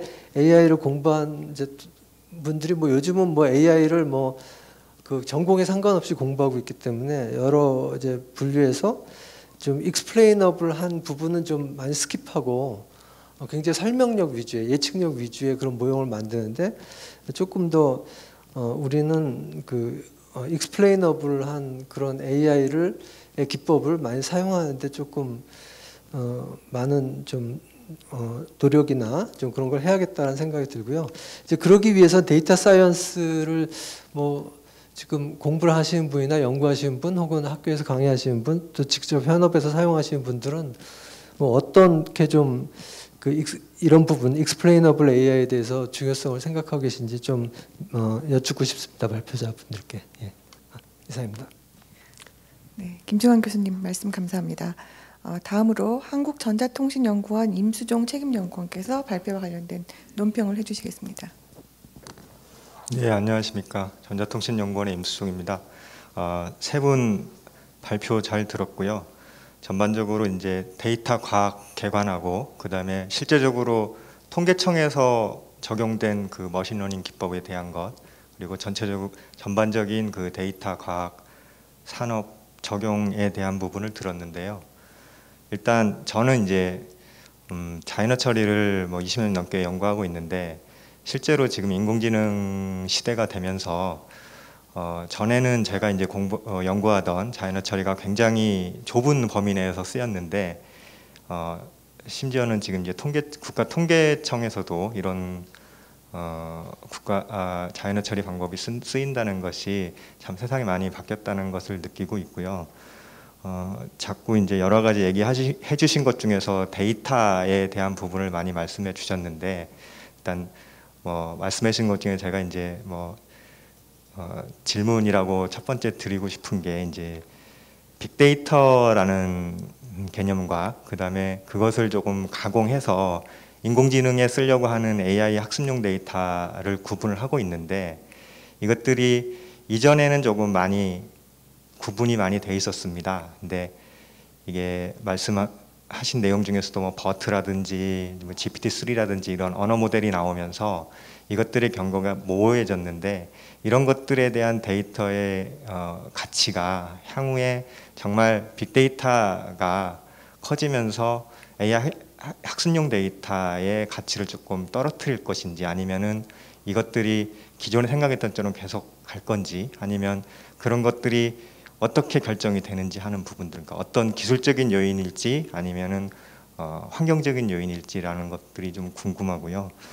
그다음에 머신러닝 기법을 국가 통계에 적용한 사례 중에서는 이제 사용자를 도와주는 챗봇하고 그다음에 실제적으로 산업 코드를 분류하는 데 사용되셨는데 또 질문은 이제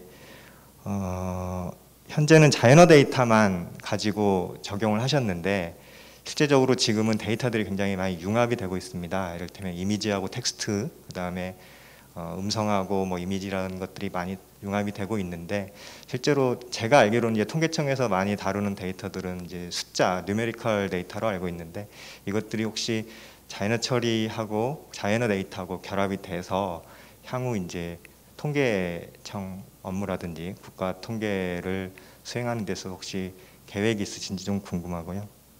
세 번째로는 그 김성환 교수님이 얘기하신 거랑 저도 좀 비슷한데요. 기계학습 방법 자체가 블랙박스이다 보니까 뭐 신기하게도 뭔가 뭐 알파고가 사람을 이기는 것처럼 결과를 굉장히 잘 내는 것은 굉장히 좋은 현상인데 이것들이 안에서 어떻게 작동하는지는 아직까지 좀 알 수가 없습니다. 그래서 나온 개념들이 이제 explainable AI라는 개념들이 대두가 되고 있는데 이것 또한 이제 국가 통계에서 신뢰성이 중요한 데이터를 다룰 때 이 explainable AI 개념이 국가 통계를 다룰 때 어떻게 좀 적용이 될 수 있는지가 궁금해서 발표자분들께 질문을 좀 드리고 싶습니다. 네, 이상입니다. 네, 임수종 책임연구원님 말씀 감사합니다.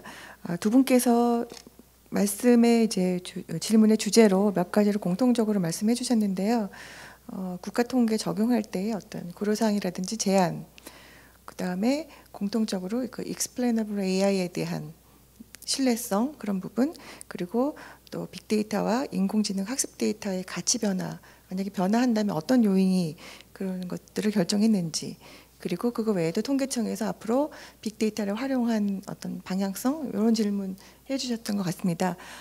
세 분께서 답변을 해주셨으면 좋겠는데 지금 나왔던 5가지 토픽에 대해서 순차적으로 답변을 해주시겠습니까? 아니면은 네, 최대 교수님부터 답변해 주시죠. 예, 먼저 답변을 해야지 쉬운 거부터 할 수 있을 것 같아서 제가 마이크를 들었습니다. 일단 저는 이제 그 explainable AI 관련돼서 좀 말씀을 드리면 사실은 이제 인공지능이라는 게 점점 이제 확산이 되고 기업이든 우리 생활 속에 이제 더 침투가 되려면 제일 중요한 게 그 투명성입니다. 그러니까 실제로 전 세계적으로 그 인공지능에 대한 여러 가지 그 거버닝 이슈가 얘기되고 있는 것 중에 이제 투명성. 그러니까 그 인공지능 자체의 그 설명력이라는 거를 우리가 생각 안 하면서 어떤 정확성이라는 그런 지표 하나만 그 추구를 하니까 도대체 인공지능이 어떤 판단을 하거나 행동을 하는 거에 대한 그 이유를 모르기 때문에 그 잠재적 위험성에 대해서 상당히 논의를 많이 얘기들을 하고 있어요.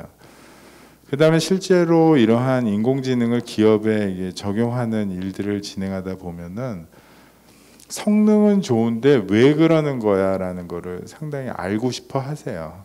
그 다음에 알고 싶어 하는 것도 저는 상당히 이해가 갑니다. 왜냐하면은 그 아까 말씀드린 대로 거버닝이라는 측면에서 거버넌스라고 하는 측면에서 그 뭔가 어떻게 액팅하는지에 대한 메커니즘은 알아야 되거든요. 그래서 이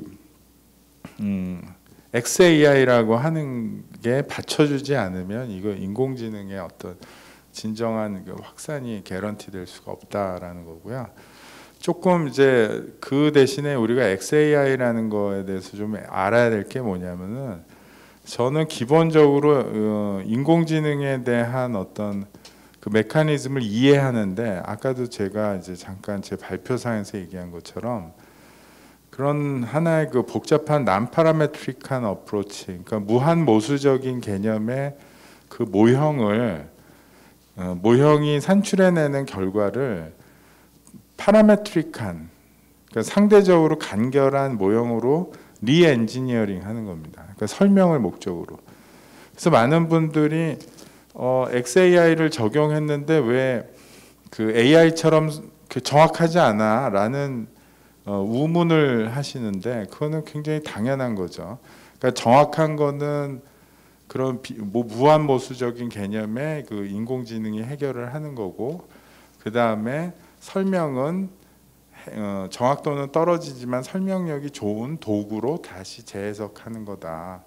이제 이런 거를 조금 사용하시는 분들도 아셔야 되지 않을까 이렇게 생각합니다. 그래서 제가 말씀드린 거를 다시 정리를 하자면, 그 인공지능의 확산과 함께 이 XAI가 같이 동반적으로 실행되지 않으면은 AI의 본격적인 시대, 그 다음에 확산, 그게 보장될 수 없다라는 거고요. 이 XAI가 그만큼 중요성이 강조되는 만큼 소위 얘기해서 전통적인 통계, 모수적 방법에 대한 이해들이 다시 그 중요성이 부각되고 있다. 저는 그렇게 생각을 합니다. 예, 제 의견은 이 정도로 드리겠습니다. 네, 이어서 박 대표님 답변해 주시죠.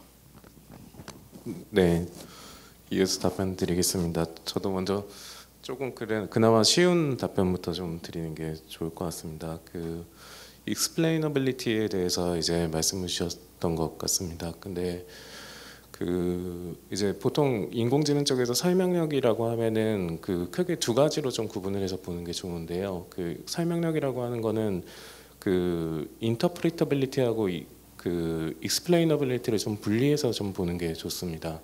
그 데이터를 기반으로 어떠한 예측 결과가 왜 그렇게 나왔는지에 대한 그냥 객관적인 근거, 그냥 숫자로 계산이 된 근거들은 interpretability라고 이야기를 하고, 그것은 이미 어느 정도 그 산업 현장에서는 제시되고 활용이 되고 있는 방법입니다.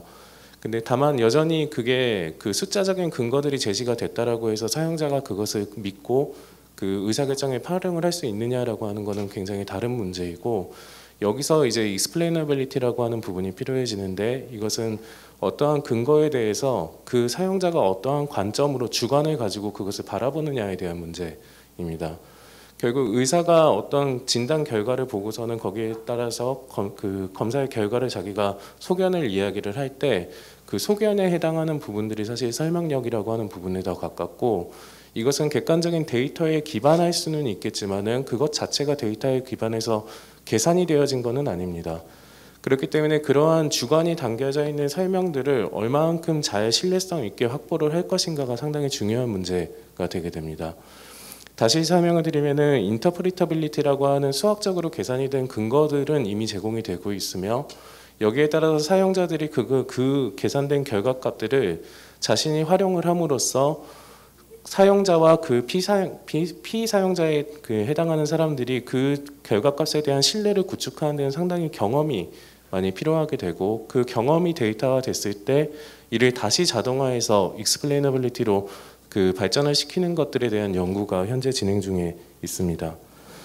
두 번째, 이제 빅데이터 학습용 데이터의 가치가 떨어지게 될 것인가. 사실 그 앞으로 일어날 일 3년도 예측하기가 힘든데 앞으로 어떻게 세상이 변하게 될지는 저도 잘 모르겠습니다. 다만 예를 들면 버트나 그 여러 가지의 그 성능이 좋은 모형이 나왔다, 모델이 나왔다라고 이야기를 하지만은 그 엔진들이 실제로 그 산업 현장에서 활용이 되기까지는 조금 오랜 기간이 걸릴 것으로 좀 보고 있습니다. 예를 들어서 저희가 이번에 통계 개발원과 통계청하고 같이 진행을 했었던 그 과제에서도 버트라고 하는 엔진을 그대로 사용하지 않고 버트 스타일로 여러 가지 방법론으로 개량해서 사용을 했었고, 거기에는 이제 에트리에서 제공을 하는 엔진도 있고 아니면 SK 같은 곳에서 연구를 해서 발표한 그 코버트 같은 그런 여러 가지 엔진들도 있습니다. 결국 그 엔진들이 무한하게 큰 성능을 낼 수 있어서 그거를 바로 활용하는 것이 아니라 내가 목적으로 하는 사업, 그리고 내가 목적으로 하는 서비스에 정확하게 특화되고 그것을 통제할 수 있고 내가 신뢰할 수 있는 방식으로 서비스를 구성하는 것이 중요하기 때문에 여전히 앞으로 한 3년간은 그 특화된 서비스를 구성하기 위한 특화된 데이터들은 여전히 중요한 가치를 가질 거라고 저는 생각을 하고 있습니다. 마지막으로 이제 국가 통계에 적용한 사례의 자연어 데이터만 활용을 했는데 앞으로 이미지, 텍스트 등의 다양한 비정형 데이터 그리고 뉴메리컬 데이터들이 결합해서 통계청의 업무를 수행할 계획이 있는지에 대해서 질문을 주셨는데 사실 이거는 통계청과 통계개발원 같은 쪽에서 답변을 주신 내용이지 저희 쪽에서 이제 답변을 드리기는 조금 어려운 내용일 것 같습니다. 다만 통계청에서 갖고 있는 데이터가 당연히 그 정형 데이터, 뉴메릭 데이터가 많고 그리고 앞으로 비정형 데이터들을 활용할 계획들을 다 갖고 계신 걸로 저희는 여태까지 사업을 진행하면서 그런 내용들을 확인한 바는 있습니다.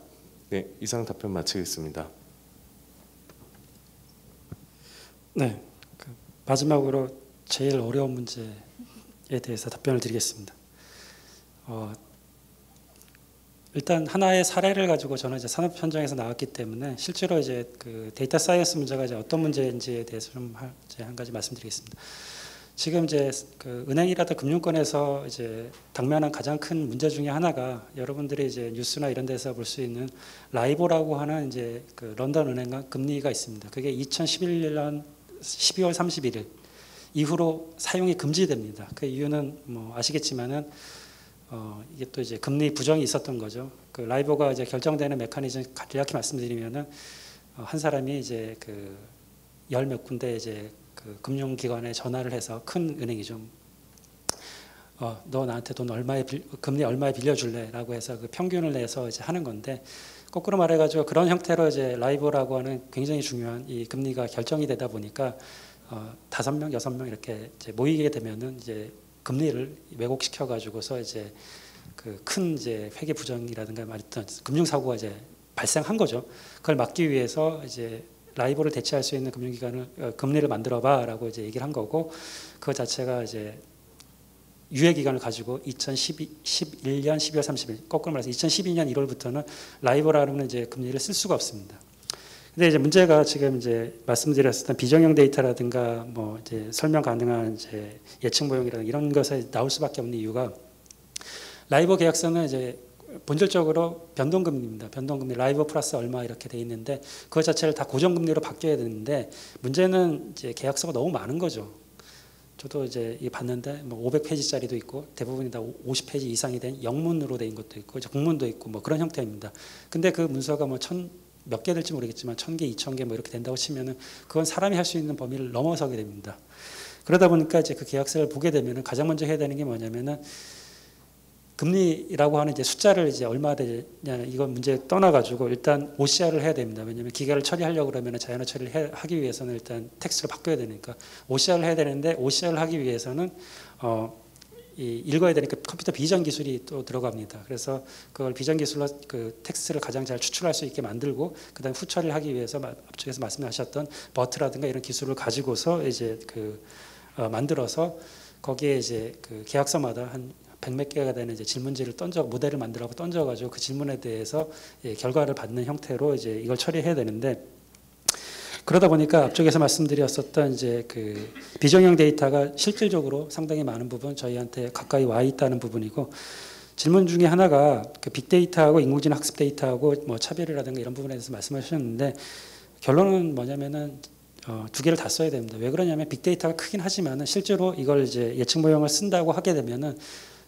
비어있는 데이터가 굉장히 많습니다. 그걸 채우기 위해서 데이터 오그멘테이션 과정을 거쳐야 되기 때문에 그런 형태로서 데이터를 이제 많이 이제 증강하는 작업이 필요한 거고 그걸 바탕으로 해서 나오는 이제 예측 모델이 정확한 그런 부분이 될 수 있는 부분이고요. 다음에 이제 그 앞쪽에서 이제 그 explainable AI에 관련되는 내용을 많이 말씀해 주셔가지고 저는 이제 뒤쪽에서도 제 발표에 마지막에 했지만 데이터 사이언스는 결국 커뮤니티라든가 이런 부분이 제일 중요하거든요. 왜 그러냐면은 어떤 거나 그러지만 최초의 기술이 나왔을 때는 그게 독점성이 있고 그 다음에 좀 폐쇄성이 있습니다. 근데 그거를 이제 모든 사람들이 AI 머신러닝을 다 데이터 사이언스를 혜택을 받기 위해서는 이걸 민주화해야 됩니다. 그렇게 하기 위해서 일부의 사람이 어떻게 만들었는지 모를 이런 위험한 머신러닝 모델, 딥러닝 모델을 그렇게 쓰는 것보다는 일단 이제 그 데이터 사이언스 리터러시, 데이터 리터러시 이런 것 자체를 이제 국민뿐만 아니라 실무 담당자도 많이 높여가지고 갖게 되면은 지금과 같은 이제 explainable AI에 대한 그 부분은 학문적으로도 아니면 이런 부분은 계속 가겠지만은 그걸 또 이해하고 쓸 수 있는 사람들에 대한 그 리터러시를 높이게 되면은 그런 문제는 쉽게 극복될 수 있을 거라 생각이 듭니다. 네, 감사합니다. 네, 말씀 감사합니다. 혹시 두 분께서 좀 추가하시고 싶은 말씀이 있으신지요? 그 요즘에 그러니까 비정형 데이터가 여기저기 지금 국가 통계를 만들 때 이제 여기저기 있을 것 같아요. 뭐 웹에도 있을 수 있을 것 같고, 그 다음에 어떤 요즘에 국가 데이터를 굉장히 많이 좀 융합을 해가지고 쓰는 그런 분위기가 좀 활성화되다 보니까 뭐 데이터 3법도 통과되고, 그래서 이제 그런 데이터를 통해서 어떻게 국가 통계를 더 신뢰성 있고, 지금 사실 국가 통계를 만드는데 굉장히 샘플링 조사라든지 뭐 이런 게 많이 응용될 것 같은데, 그 샘플링 조사에서 나오는 여러 가지 좀 이슈들도 사실 있죠. 뭐 결측치, 그러니까 무응답 처리라든지 뭐 그런 여러 가지 이슈들을 그게 이제 이슈가 어떤 바이어스로 작용을 할 텐데, 그 바이어스를 좀 채워주기 위해서, 해결하기 위해서 이런 비정형 데이터를 잘 융합해서 하는 그런 방법론, 그다음에 또 한 가지, 그럼 이제 체계적으로 이제 그런 걸 하기 위해서 비정형 데이터 어떻게 우리가 수집 관리할 거냐, 그러니까 그때 프로젝트 바이 프로젝트로 비정형 데이터에 접근할 거냐, 아니면 국가 통계의 몇 가지 카테고리에 대해서 적합한 어떤 그런 비정형 데이터는 어떻게 확보해야 하고 어떻게 관리해야 되고 분석해 나가야 되는지에 대한 그런 방법론들 같은 것도 좀 필요성이 있다라고 좀 생각을 하고 있어서, 이제 그런 것들에 대해서 이제 통계청이나 통계개발원 쪽에서 어떻게 좀 준비하고 계신지 그런 것도 사실 좀 궁금하긴 합니다. 네, 이상입니다. 제가 질문하신 거에 답변 드리기 전에 또 추가하실 말씀 있으신지요? 그 추가라기보다는 박재현 대표님께 좀 여쭤보고 싶은 게 생긴 게, 이제 그 통계 쪽에 데이터를 적용하시면서 이제 뭐 저희가 만들었던 코버트라든지 SKT 버트가 실제로 이제 산업 현장에서 쓰이는 게 쉽지 않다고 말씀하셨는데, 이제 어떤 부분들을 좀 더 고려해야지 이거 제너럴한 모델들이 특정 도메인의 포터빌리티가 높게 할 수 있는지, 그리고 작업을 하시면서 뭐 통계 분야이기 때문에 어떤 것들을 더 고려했다, 뭐 좀 어려웠다, 이런 점들을 한번 말씀해 주시면 고맙겠습니다. 박 대표님 간단히 답변해 주시겠습니까? 네, 간단히 답변드리겠습니다. 일단 그 SKT나 애트리에서 개발을 하신 거를 직접 활용하기 힘들다라고 말씀을 드렸다라기보다는 그냥 그 구글에서 제공을 하는 버트 엔진 그 자체를 이 국가 통계나 이런 데에 활용을 하기가 좀 어려웠다라고 좀 말씀드렸다라고 정정하고 싶고요. 일단 버트 엔진을 우리나라에서 사용을 할 수 있을 만큼의 컴퓨팅 파워가 지금 제공이 되고 있지는 않기 때문에 사실 버트 엔진을 활용하는 거는 물리적으로 좀 불가능했던 상황입니다. 그리고 이제 실제로 서비스를 구현을 하는 관점에서는 어떠한 성능보다도 그 서비스를 내가 서비스의 제공자가 통제를 할 수 있고 개선을 할 수 있는 방식으로 구현이 되는 것들이 중요하기 때문에, 그런 서비스의 구현 측면에서 봤을 때는 단순하게 딥러닝이나 머신러닝 모델만을 사용하는 것이 아니라 시나리오 베이스나 여러 가지 규칙 베이스나 이런 것들하고 적절하게 혼용을 해서 통합적으로 서비스의 실제 운영을 고려해서 좀 구축을 좀 해야지 되게 되어 있습니다. 그래서 그런 부분들을 염두하고 그 엔진에만 디펜던시를 갖거나 엔진이 모든 것을 해결해 준다라고 하는 관점보다 그 기술을 실제로 실용화하는 데 있어서는 다양한 검토 사항들이 있다라고 그렇게 말씀드린 걸로 이해해 주시면 감사하겠습니다. 한마디만 지금 더 하겠습니다. 예. 박 대표님께. 예. 그러니까 제가 좀 어디 말씀을 드릴 때 제일 힘든 게 뭐냐면, 이제 여러분들이 산업혁명, 4차 산업혁명 이런 것들에 대해서 굉장히 기대가 크시니까 지금 실제로 어떤 문제를 해결할 때 꼭 딥러닝이나 최신 모델이 아니어도 문제가 더 적합하게 풀리는 경우가 있는데, 이제 조금 오해를 하시는 분들은 그걸 적용하지 않으면 마치 그게 아웃 오브 데이트 되는 것처럼 말씀하시는 분이 있어서, 아마도 그런 부분들이 박지현 대표님이나 실제로 적용하실 때는 좀 문제가 있는 것 같아서 그 부분을 한 번 더 확인시켜 드리겠습니다. 상무님 하나 추가해 주시죠. 네, 추가 말씀드리겠습니다. 그 앞쪽에서 이제 그 라이브 사례를 가지고서 저희가 이제 뒤쪽에 이제 계약서 분석 관련하고 이제 추천해서 어쨌든 이제 현업에 이제 사용하는 부분을 말씀드렸습니다. 이건 관련돼서 이제 앞쪽에 이제 데이터가 이제 OCR로 해서 디지타이션 작업이 완료가 되면은 뒤쪽에 이제 버트 같은 이제 모델을 가지고서 파인 튜닝해서 현업에 쓸 수 있는데 그 현업에서 제일 느끼는 건 뭐냐면은 글로벌한 제품을 보게 되면은 뭐 허깅 페이스라는 거 보게 되면은 크게 두 가지거든요. 하나는 정확도가 얼마만큼 보정이 되는 거냐라는 부분이고, 두 번째가 허깅 페이스처럼 인터페이스가 얼마나 이제 좋을 수 있는 거냐 이런 부분이거든요. 근데 이제 그 코버트라든가 이런 쪽에서 만들어진 것은 이제 범용적으로 돼 있는 오픈 데이터를 가지고서 이제 만들었기 때문에 저희처럼 이제 계약서 도메인에 특정됐다든가 아니면 뭐 금융 쪽에 특정됐다든가 법률 쪽에 특정됐다든가 이런 쪽에 가게 되게 되면은 성능이 저희가 이제 인더스트리에 쓸 수 있는 정도로 나오지 않습니다. 다시 말씀드려가지고 이제 범용적인 어떤 부분은 이제 그 정도 커버가 되지만 실질적으로 산업계에 쓸 수 있는 정도의 그 성능이 나오려 그러면 도메인 특화된 이런 버튼 모델이 이제 나와야 된다는 부분이 하나고, 다른 하나는 뭐냐면은 성능과는 별개로 그 개발자가 쓸 수 있도록 굉장히 편해야 됩니다. 인터페이스라든가 이런 것 자체가. 그런 것 자체가 뭐 우리나라 뭐 저기 다른 분도 마찬가지지만은 아까 허깅 페이스 사례를 들었었지만 글로벌하게 봤었을 때 이거 저기 그 버튼 모델 이런 모델을 얼마나 잘 맞느냐 별개로 소프트웨어 엔지니어링 쪽이라든가 이런 쪽에 개발자에 대한 배려라든가 아니면 그런 커뮤니티 행사 이런 부분도 많이 필요하다고 생각이 됩니다. 그런 부분이 활성화됐었을 때는 이제 이 코발트라든가 다른 버트 이제 국내에서 만든 엔진들 자체도 다시 이제 개발해서 이제 한 번 더 나갈 수 있는, 도약할 수 있는 큰 성장 동력이 될 걸로 생각이 됩니다. 감사합니다. 네, 감사합니다. 질문 주신 것 중에 그 국가 통계에 이제 빅데이터를 활용하는 부분에 대해서는 통계청 직원으로서 제가 답변을 조금 간단히 드리고 마지막 그 참여자들의 질문 하나 받고 마무리하도록 하겠습니다. 빅데이터는 저희 통계청에서도 이미 활용하고 있는 분야가 상당히 있고요.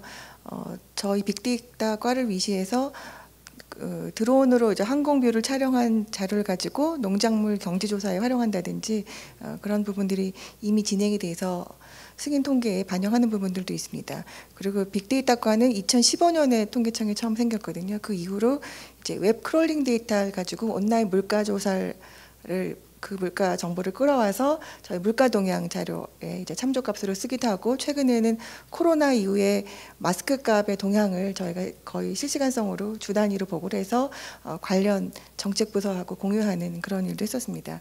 그리고 그 다음으로 많이 썼던 자료가 이제 모바일 자료인데요. 모바일 자료 가지고 인구의 이동 형태, 그 다음에 뭐 특정 그러니까 직업이 있을 거라고 추측되는 인구의 통근 소요 시간 뭐 이런 것들을 좀 분석했던 것들이 있습니다. 그래서 지금 저희가 5년이 지난 이 즈음에는 사실은 다양한 실험 통계를 하고 그 중에 일부는 승인 통계화 되는 과정에 놓여 있는데요. 지금 통계청이 또 주력하고 있는 부분 중에 하나는 아까 말씀드린 것처럼 빅데이터라든지 혹은 행정통계 이런 기반으로 작성된 통계가 국가 승인 통계로 자리 잡기 위해서는 어떠한 기준이, 그러니까 기존 국가 통계 기준하고 좀 달라져야 되는 거에 대해서 연구를 하고 어느 정도 지금 초안이 잡혀서 진행하고 있는 것으로 알고 있습니다. 그래서 그 기준으로 저희가 작성한 통계 중에는 이제 국가 승인 통계로 승격받을 수 있는 것들이 있을 거라고 예상을 하고요. 그 다음에 지금 저희가 이제 중개 계획을 새로 수립을 하고 있는데 앞으로 저희가 추진하고자 하는 부분들은 아까 말씀하신 것처럼 자연어 처리 부분들이 있습니다. 그래서 지금 이미 진행하고 있는 것 중에 하나가 온라인 뉴스 정보에서 경제 민감도 부분을 인덱스화하는 부분, 그리고 뭐 예를 들면은 그 구직 정보 사이트를 가지고 와서 저희 우리나라 전체에 구직 정보에 대한, 그러니까 직업의 수요가 어떻게 변하는지에 대한 것들을 분석한다든지, 혹은 교통량 정보를 가지고 지역 경제를 지수화하는 부분, 이런 것들을 지금 준비하고 기획 중에 있습니다. 그리고 지금 마지막 3분 남았는데요. 그 참여자분들 중에 질문 주신 분들이 몇 분 있는데 그 중에서는 자연스럽게 지금 답이 해결된 부분들이 있는데 그렇지 못한 질문 하나만 추가를 하고 답변 받고 이제 마무리하도록 하겠습니다. 박재현 대표님께서 답변을 해주셔야 되는데요. 산업분류 자동분류 시스템을 개발하느라 수고 많으셨습니다. 그런데 4단위 분류 번호를 제공한다고 하셨는데 셋째 자리 혹은 다섯째 자리로는 안 되는지요? 네. 네, 답변 드리겠습니다. 일단 저희가 사용한 학습 데이터가 4자리 코드라서 일단 그렇게 제공이 됐고요. 그 다음에 세세 분류에 해당하는 5자리 코드는 추가 라벨링이 필요하고 일부 시드 데이터에서 구축해서 시드 중에 있지만은 검증을 위해서는 좀 추가 작업이 필요합니다. 다만 그 첫째에서 셋째 자리 코드에 해당하는 대중소 분류는 분류 가능하게 지금 현재 구용이 되어 있고, 그 다음에 아까 발표 자료에서도 3단계 소분류에서 92% 이상의 정확도를 좀 보여주고 있는 상황입니다. 국가통계 수치 정리해서 사용하는 것은 소분류 3단계까지라고 통계 측 쪽에서 저희가 프로젝트를 진행할 때 저희는 그렇게 인폼을 받았습니다. 네, 감사합니다. 시간이 조금 남아서 한 가지 질문만 더 하도록 하겠습니다. 최대우 교수님께서 답변을 해주셔야 될 것 같은데요. 교수님, 강의 재미있게 잘 들었습니다. 감사합니다. 제가 평소에 기계학습과 관련해서 슈퍼바이즈드와 난 슈퍼바이즈드 방법으로 나뉜다고 들었습니다. 이렇게 구분하는 이유는 무엇인지 궁금했습니다. 그리고 이를 구분하는 것이 중요한지요? 1분 내로 답변 가능하신지요? 요즘은 이제 머신러닝을 이렇게 슈퍼바이즈드, 그러니까 Y 타겟이 있는 경우와 그 다음에 언슈퍼바이즈드, 그러니까 비지도 학습이라 해서 Y 타겟이 없는 경우 이렇게 보통 얘기를 하다가 이 알파고가 이제 나타나면서 그 핵심 기술이 뭘까? 강화학습이다, reinforcement learning. 그래서 요즘은 이제 머신러닝 크게 3대 축, 슈퍼바이즈드, 언슈퍼바이즈드, reinforcement learning 이렇게 얘기를 하는데, 일단 제가 Y 타겟 그냥 이러고 설명을 했는데, Y 타겟은 뭐냐면은 X라는 설명 변수가 있으면 Y라고 하는 예측, 내가 예측하고 싶은 그 대상이고요. 그 Y가 형태에 따라서 연속형이면은 우리가 보통 회귀 분석, regression problem이라고 얘기하고, 그 다음에 Y가 상태, 굿이냐 배드냐, 혹은 예를 들어서 사람이 쓴 핸드라이팅 숫자 0부터 9까지 구분하는 그런 상태를 나타낼 때는 분류, 클래시피케이션 이렇게 구분을 합니다. 네, 이 정도로 답변 마무리하겠습니다. 네, 감사합니다. 이제 세션을 마치도록 하겠습니다. 발표와 토론에 수고해 주신 분들, 그리고 온라인으로 참여해 주신 모든 분들께 감사드립니다. 고맙습니다.